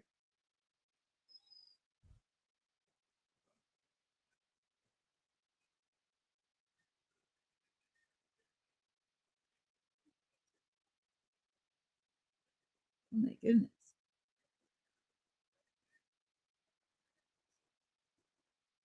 German suplex.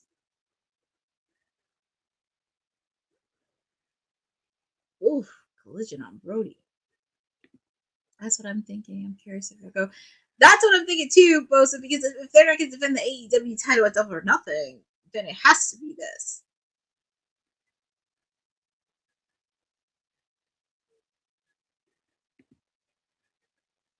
I think Josh Alexander trying to end this.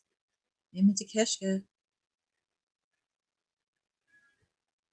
Well, I think Double or Nothing would be a good pay-per-view too. That has to be it. One. That's it. Your winners of the match. Takeshita and Josh Alexander pick up the win. And I think it makes a lot more sense to continue that momentum for the Don Callis family after what they did on Collision. And also, Kyle Fletcher has a big match next week against Hangman Adam Page. So they need to build some momentum. I mean, the chats will be actually talking. I know, exactly. Like, if you're gonna do a theme, at least make it theme worthy. I would love to see. Yeah, like they need to do the beach break. They need to have a theme of a beach with Ospreay. Bless his heart. Bill Ospreay's trying to do everything he can, but he's getting demolished by the Don Callis family. And they just added another member, Rocky Romero and Trent Beretta. It's hard to scare the referee. And here comes Kyle Fletcher.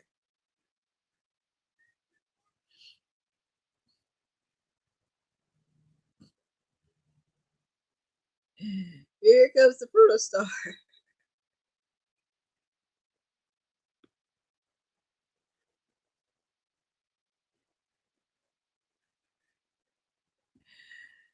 I think we're going to have one main anarchy in the arena match. And I don't know why, for some reason, I feel like there's going to be a big tag team match with the Don Callis family at Double or Nothing.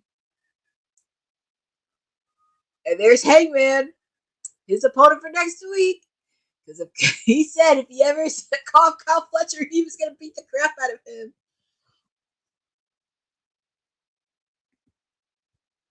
And, oh my God, that would be insane. That'd be insane. And, who attacked Hangman?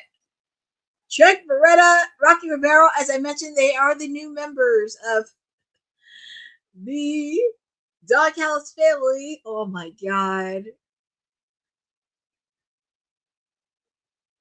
I know, that would be insanity, Boza, but I know we're going to get anarchy in the arena with the Death Riders, but I feel like there's going to be a lot of chaos with the Don Callis family because now it's like you need to create an army. Because it's like outside of like Will Ospreay and Hangman, he's kind of in the in-between because of course he has to deal with the Young Bucks and this. Where do you go from here? That is true. That is true. Any two of them could.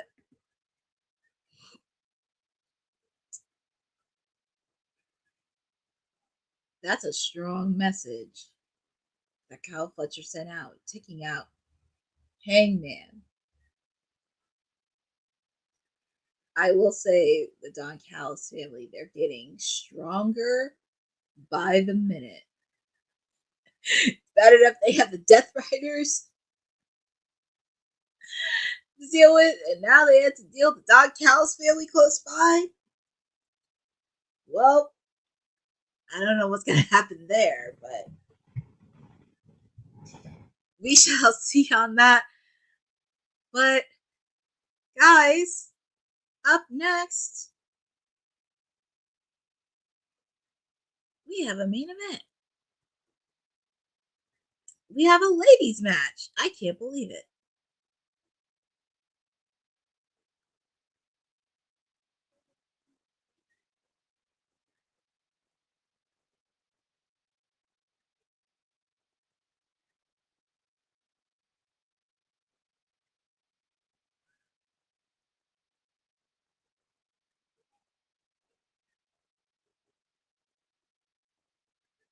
That's crazy. I can't believe it. I know, me neither. If that crew too. Hey, you can do both.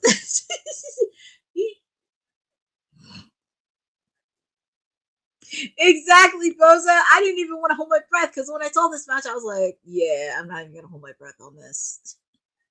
I didn't even think it was going to main event. I was just like, oh, okay. But then when I saw the tag team match with Ospreay and Brody and Takeshita and Josh Alexander, I was like, oh, this is not the main event. But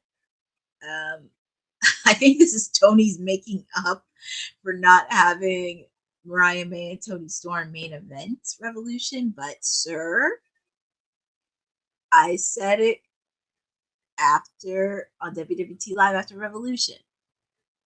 You have to let the ladies main event and expand your roster, giving us more than one women's match. No disrespect to my client, Toni Storm and Mercedes, but we can't have the same women rotate on Dynamite. I mean, we see different ladies on Collision, but I think it's time you need to do it on your main show, Dynamite, because I would like to see a lot more ladies on screen for Dynamite. I would like to see more than one match.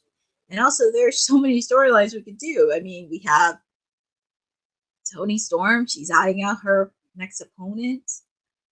We also have Willow Nightingale versus Marina Shafir. So, I think if you say, because on paper you do say you have the best women's division, but it got to be shown on screen more. That's why NXT has the best women's roster, and they know how to use it. I just wish they did the same thing on the main roster. But that's why NXT is the best women's roster in professional wrestling right now, because they know how to utilize some of their women and know what's expected. And also have them close out the PLEs. But ladies and gentlemen, we are in our main event for tonight. And we're ending it with the ladies, which I'm okay. I know, Boza. It's like, it's hard because, like, you know, with AEW, especially where it is right now, it can be a little bit hard to do. Oh, and by the way, before I forget, it's Jamie Hayter's birthday. You have to wish her a happy birthday. It is her birthday today. So let's send birthday wishes to Jamie Hayter. Sending well wishes to her, because it is her birthday today. And also, it's Dr. Britt Baker's birthday today. So sending some love to some of the ladies within women's wrestling. And here comes Kris Statlander. I will never forget the comments. I will never forget the comment my client, Toni Storm, said when she was going through all the participants in the match. When they put the attention on Kris Statlander, my client Toni Storm said, "Kris Statlander, what a woman." That's all I needed to hear. That's all I needed. But they are facing off against each other for the first time ever. Which, that's a stat I found out from Collision this past week. But this is definitely going to be no easy feat for these two ladies. Kris Statlander, a former TBS champion. Jamie Hayter, a former AEW women's champion.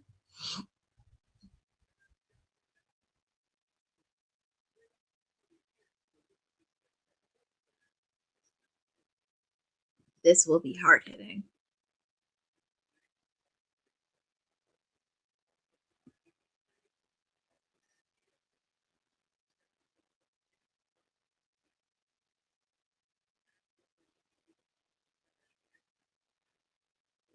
Nice German suplex.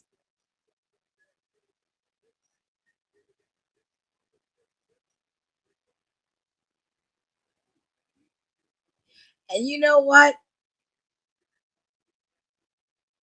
And I actually just realized this too, because I don't think we're going to get an overrun tonight, because after this, it's the Stanley Cup playoffs, one of the games, because that's going to end very quick. So I think this is maybe one of the first few occasions that we may end on time. But I don't want to hold my breath. I don't want to hold it.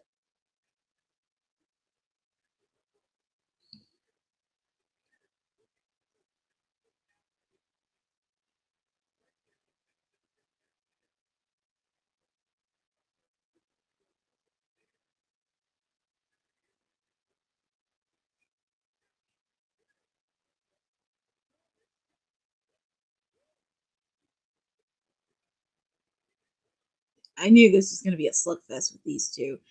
I don't even know who's going to win because, I mean, whoever's going to win is going to face off against Mercedes Monet at Double or Nothing. Are you a big hockey fan? I'm not really a big fan of hockey. I mean, if there's one team I would follow since I live in the East Coast, it would be the Philadelphia Flyers. But I'm not that too big of a hockey person. I've been to places where people are very obsessed with hockey. You'd be very surprised how many people love the sport of hockey. Jimmy Hayter. She is something. But even though the match is on picture-in-picture, it is still going live.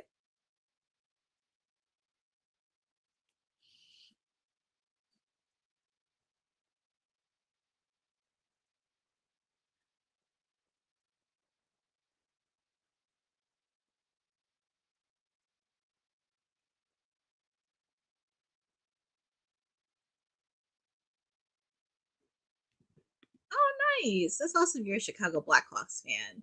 But yeah, because I think we may end Dynamite on time because of the Stanley Cup playoffs. Let me see here.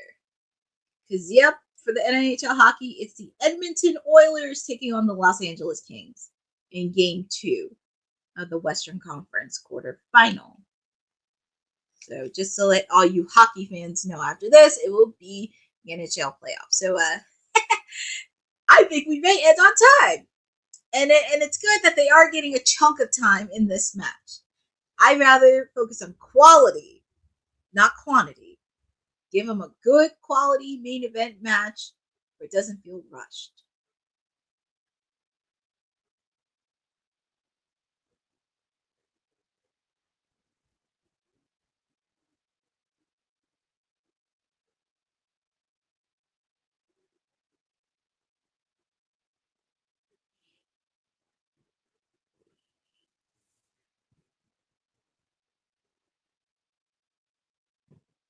Yep, it went on time because of the playoffs. Yeah, I think the only time you've seen it ended on time is either NBA playoffs, Stanley Cup playoffs, or baseball. Those are the three. Pretty much any type of sport, really, any major sport. And there's been a few times TBS has aired games of soccer.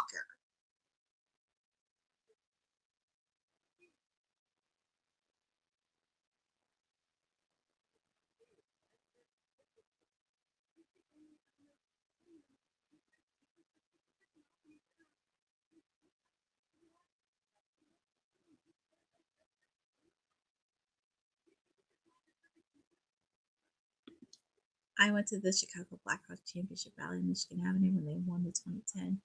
Oh, that's nice that you went. I can tell. I feel like anytime a team brings home like any type of national championship, whether it be like the Super Bowl, the World Series, the NBA championship, the Stanley Cup, or whatever, I feel like there's always a celebration all around where it can get a little bit crazy, but it's always fun to be around fellow sports fanatics. Doesn't matter what type it is. I can say this from my own experience being closer to Philadelphia. The Philadelphia Eagles had their parade for the Super Bowl, and it was on Valentine's Day of all days. I didn't go, but I watched it on TV, and it was pretty funny to see because a few of my PR colleagues went. Some of them had to work the parade, and I was like, God bless your heart. So I was very happy to see that. But it's always fun to go with those types of stuff. But I'm looking at the match, and we are live from New Orleans, Louisiana. And I can't believe I'm saying this, but we have a main event, and we're ending it with the ladies. Jamie Hager, Kris Statlander, the Owen Hart Foundation Women's Cup Tournament. Winner of this match will be facing off against Mercedes Moné at Double or Nothing.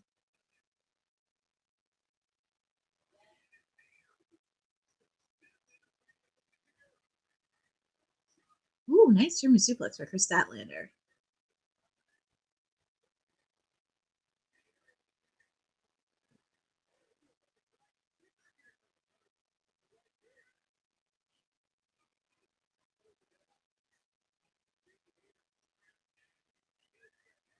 Ooh, Kris Statlander has Jamie Hayter in a submission move that I'm not used to seeing.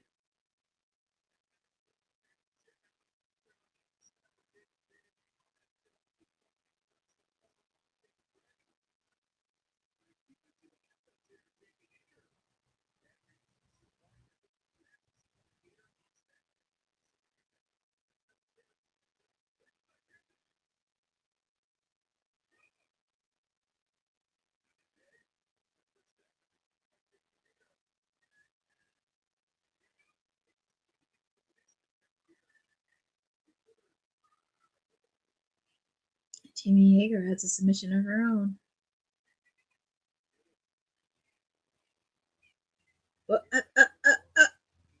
Krista, she is a woman of strength. Oh my god, I have so much respect for Kris Statlander. I know people see her as Willow's sidekick, but people tend to forget she started with my client Orange Cassidy with the Best Friends. Just want to be clear of that.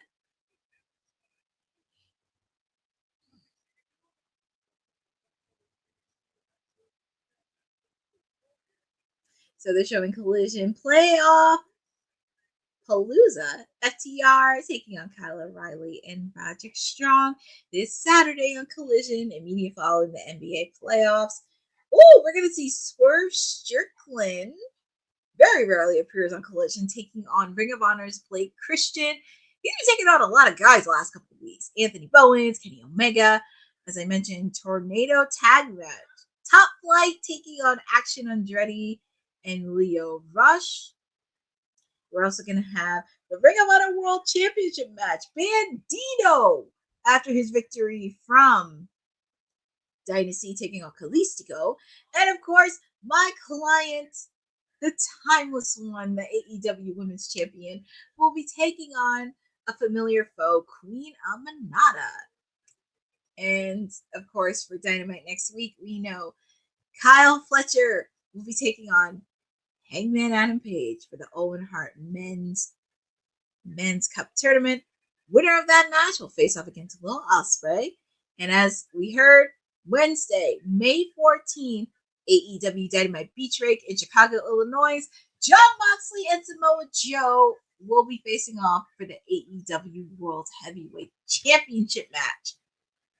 Surprised it's not going in Double or Nothing.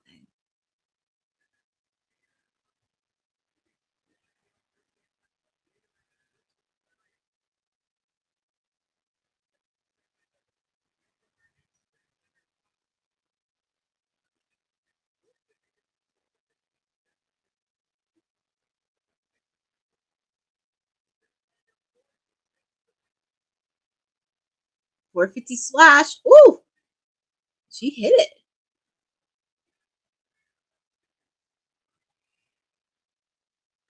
These two ladies are really going at it. These ladies are going at it.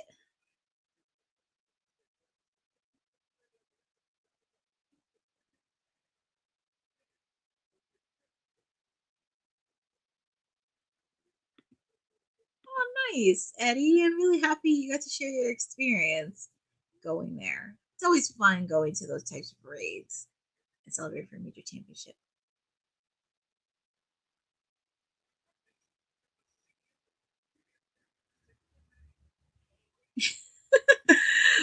Dave E. Kris wants to be the one in real bad. Hey, look, something, Boza, look, something has to give. I don't care what lady goes in. They're both great. I love them both. But we shall see. But it's interesting for Mercedes. You go over against a person that you faced off 2-3 times for the TBS championship, Or do you go up against somebody that's a former AEW Women's Championship who you never face off before? Oh. Your winner of this match, Jamie Hayter. And for the first time, she will be facing off against Mercedes Moné for the first time. Now, I really thought Kris Statlander was going to take the win. I really, really did.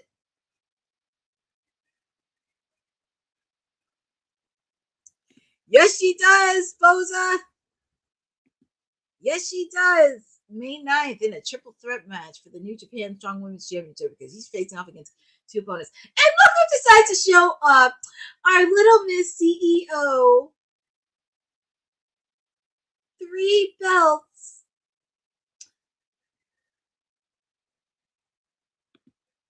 Pump the brakes, Fernando.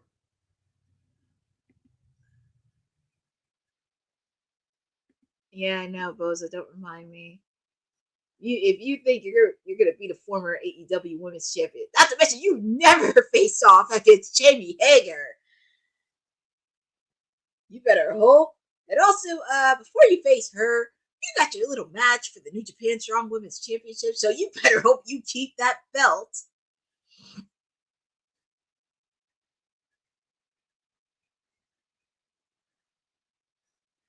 Yeah, it'll be the first time ever she faces off against Jamie Hayter. That is actually going to be a good match.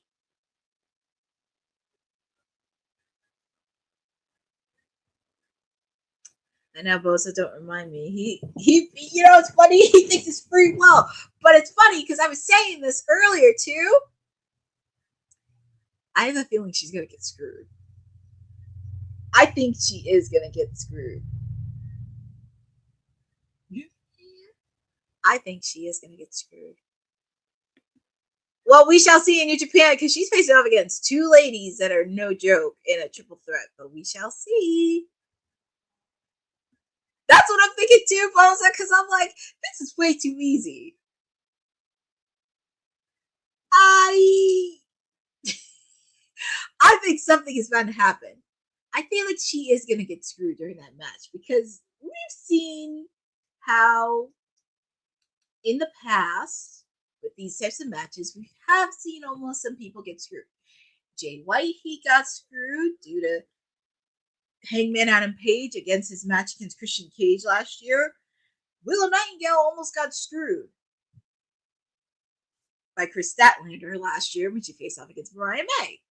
It's a possibility that some people can get screwed. And I think somebody else got screwed last year during the tournament, and it was on the men's side. But I forget what match it was last year. But that's what I think it is. But I can't believe it. It's 10:01 and we finished Dynamite early. Oh my God. That is an all-time record. But I'm going to jump right into the post-show really quick. And it's just going to be pretty much a rundown of all the matches. Yep, exactly, Boza. And we were just talking about that too earlier regarding the NHL playoffs. We were just talking about that earlier. Because you might have been watching the match, but it was so ironic. I was just talking about that too. Okay, so just a quick run through of AEW Dynamite. Come to you from New Orleans, Louisiana, and we kicked off with Tony Schiavone bringing out Master P. Master P comes out to the ring and introduces the new AEW Trios champion, the Ops. And there was celebrating. And we got to see that. But, of course, there's still issues with the Death Riders. So the Death Riders came and attacked the Ops from behind. Looks like Jon Moxley was going to beat down Master P. But that was not the case, and the Ops had enough time to take out the entire Death Riders, and Master P got a few shots in on Jon Moxley, but of course, they had to bring out the Young Bucks and Okada, who attacked Joe with the steel chair, and we thought we were going to get a confrontation between Moxley and the Elite, but was called out the ring by Marie Shafir. And then they have to deal with Swerve Strickland because he is going Bucks hunting. Elite tried to escape, but Kenny came out. So I don't want to say it's getting clear for Anarchy in the arena, but it's starting to come unravel. And like I said, Wednesday, May 14th on Beach Break, it will be Jon Moxley defending against Samoa Joe for the AEW World Heavyweight Championship. Wednesday, May 14th from Chicago, Illinois. So mark that on your calendars. We also get to see the continued friction of the patriarchy because, as I mentioned during the watch along, McWayne won the Ring of Honor television title this past weekend on Collision from Commander, interrupted by Christian Cage, who originally takes the title. But Nick Wayne is starting to stand up for yourself and took his title back. And, you know, I'm very curious on where this is going to go, but I'm always in on it. We kicked off the match with Ricochet versus Mark Briscoe. That was a very solid match to start off the show. Both of them delivered well, and your winner of the match was Mark Briscoe. And then, of course, Ricochet tried to attack Mark Briscoe with the scissors, but Kevin Knight comes out, and it looks like Kevin Knight still has his ongoing feud with Ricochet, which I love. So I'm pretty sure somewhere down the line, they're definitely going to have a rivalry and build up a match between them at Double or Nothing, which that would be fire, and I would like to see. And we also get to see FTR back in the ring, and they have Stokely Hathaway as their agent, which I'm actually on board with, and I'm very intrigued to see. So happy to see that weasel back. And then, of course, FTR talked about what happened with Daniel Garcia this past weekend on Collision, leaving him and also Daddy Magic and Cold Hand Ange bloodied and beaten. And they tried to bring out the Rock and Roll Express, who were singing in the crowd. Unfortunately, FTR beat the crap out of them. And ironically enough, they brought out a new shirt called Living Legend Killers, which I could get on board with that. I wouldn't mind it. I wouldn't mind seeing that. But they attacked the Rock and Roll Express. And also coming out is Roderick Strong, Kyle O'Reilly, and the new TNT champion, Adam Cole. So there's going to be a lot of friction, bad blood between those two. And as I mentioned, Collision is this weekend. Kyle O'Reilly and Roderick Strong will be taking on the team of FTR. So definitely seeing a lot of tag team matchup on the round. We get to see, the so-called AVPs, the Young Bucks, taking on Speedball, Mike Bailey, and Kevin Knight. This was a really fun tag team to watch, and it looked like Kevin Knight and Mike Bailey were on sync with each other. But of course, Ricochet came out and distracted them because they still have their ongoing feud with each other. But the winners of the match is the Young Bucks, since this was their first match since losing the tag team titles last October at Fright Night. And of course, we get to see my client, Toni Storm, because she's a fighting champion. She issued a challenge on Collision this weekend, and Queen Amadana accepted the challenge. Those two ladies are no strangers to each other. So happy to see that. MJF, of course, is trying to join the Hurt Syndicate, and so far he did get a thumbs up from both MVP and Shelton Benjamin, but still got a thumbs down for Bobby Lashley, even when he offered the car he drove. So very intrigued on where this is going to go. And also, well, the Hurt Syndicate made a point almost every tag team they face for the belts. We haven't seen them since. So I don't know who's going to step up to the plate, but we shall see. We got to see a heated exchange between Hangman Adam Page and MJF. So those two, yeah, there's still a lot of ongoing rivalry with those two, which is not going to end.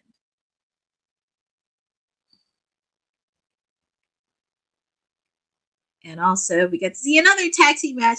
Will Ospreay and Brody King taking on Konosuke, Takeshita, and Josh Alexander. Oh, and with that creep, Don Callis at commentary. It was definitely a solid match between all four teams, but the winner of the match was, surprisingly enough, Konosuke Takeshita and Josh Alexander. After the match, they started beating up on Brody. Kyle Fletcher comes out and starts to really beat up on Will Ospreay and Brody King.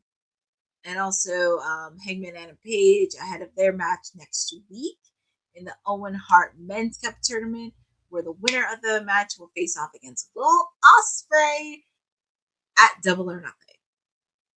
So this is actually one of the first few times I am seeing the Don Callis family stronger than ever, because you added Trent Beretta and Rocky Romero.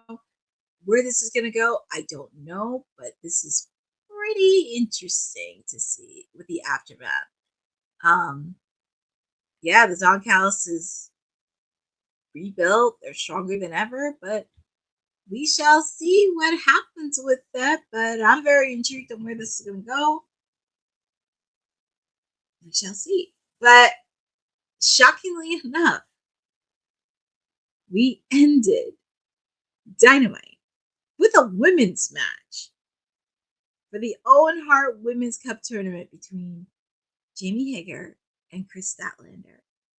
Those two ladies definitely delivered. And it was the first time ever they faced off against each other. Now, I know Tony is trying to make up for not having a women's main event on Revolution, but it ain't gonna work. I don't think it is gonna work. Somewhere down the line, you're gonna have to let these ladies main event a pay-per-view. At this point, I don't really care what pay-per-view you do it, to be honest. Just do it. But I was very happy to see both ladies have an opportunity to shine. Definitely delivered. First time they ever faced off against each other. But your winner of the match, Jamie Hager. One of my clients, by the way. See, I'm just having a ball tonight. I'm just having a ball because I get to see my client, Tony Storm. Because even though some of the guys side of my clients, OC, Bowens, Caster, I didn't see the guys, but the ladies, they shine so well. Tony Storm, Jamie Hager, you ladies did well. And we got to see Little Miss CEO come down to the ring with her 3 belts. So, but yeah, it's definitely getting me matched. First time ever she's facing off against Jamie Hager. Oh my goodness. Well, those two ladies are definitely going to go at it, I will say. But first time ever, Jamie Hager, Mercedes Moné will go at each other at Double or Nothing. But yeah, I know it said he thinks she's gonna go all the way into Double or Nothing and All In, but I take away Tony's title. But I sense a feeling Mercedes is gonna get screwed. That's where I sense, because Athena's not going away anytime soon. And I know she still has some wounds to lick from her match at the Owen Hart Women's Cup Tournament. And we've seen some of this stuff happen in past tournaments where we've seen some stars screw one another. Could this be an occurring theme? And why do I feel like something is bound to happen? Because Athena could show up anywhere. So I was like a feeling she is going to get screwed.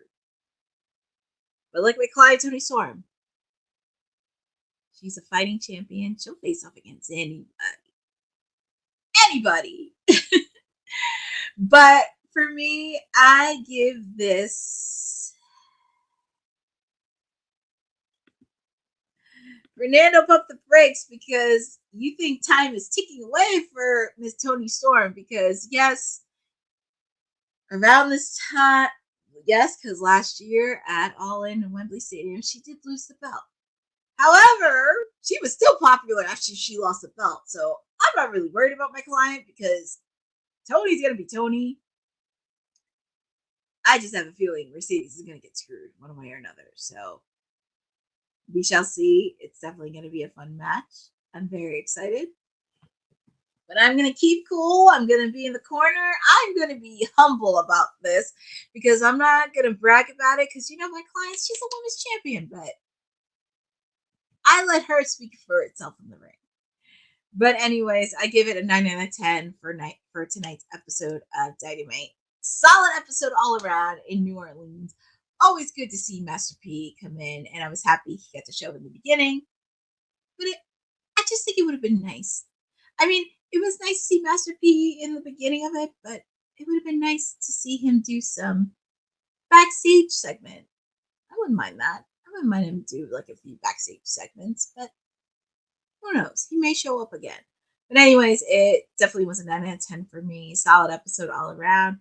Continuing their road to Double or Nothing, which is next month. We will see we know from the women's side for Double or Nothing, which is at the find it next week, who's going to be facing off against Will Ospreay at Double or Nothing. So I'm very, very excited. This is your Timeless Elite, your PR Princess, signing off.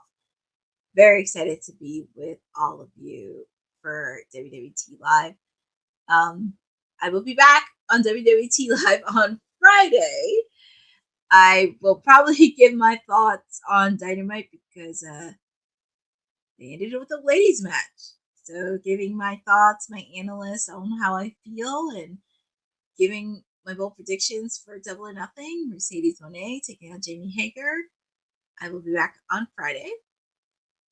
But you can also follow me.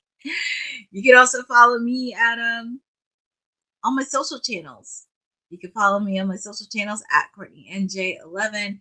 I do have some stuff brewing in a couple of weeks, but I will share with all of you on Friday the stuff that I'm doing. So feel free to share with me on content. Also check out that I was at the Dynasty Media Scrum where I got to ask my client Toni Storm a question. And it was a very informative question that I asked her. So feel free to check out that clip. I also got to see Max Caster in concert in Philadelphia, which was really, really great. He was super cool, super chill, super talented all around. If you're in the area, like if you're in Minneapolis, if you're in Omaha this weekend, check him out this weekend with Mers. I had the chance to, and it was great. Super great. And this is the second time I met him in person. So that's a bonus point for me. But I am ready to sign off. Like I said, I'll be back on WWT Live on Friday. Happy to spend Wednesday night with all of you. And thank you for joining me on this edition of Timeless Elite Wednesdays with me. I think that's going to be my new name. That's going to be the name of the watch along for me. But thank you guys for joining on my watch along. I will see you guys Friday on WWT Live. And thank you guys for joining because WWT Live is the #1 women's wrestling network on the planet. Have a good evening. Be safe. And I will see you on Friday. Thanks for joining WWT. Don't forget to like us on all social media platforms at wwtalkpod. Like and subscribe on all video and audio platforms, like yesterday, my G. And check out our website at wwtalkpod.com. Thanks for watching Women's Wrestling Talk, the #1 women's wrestling network on the planet.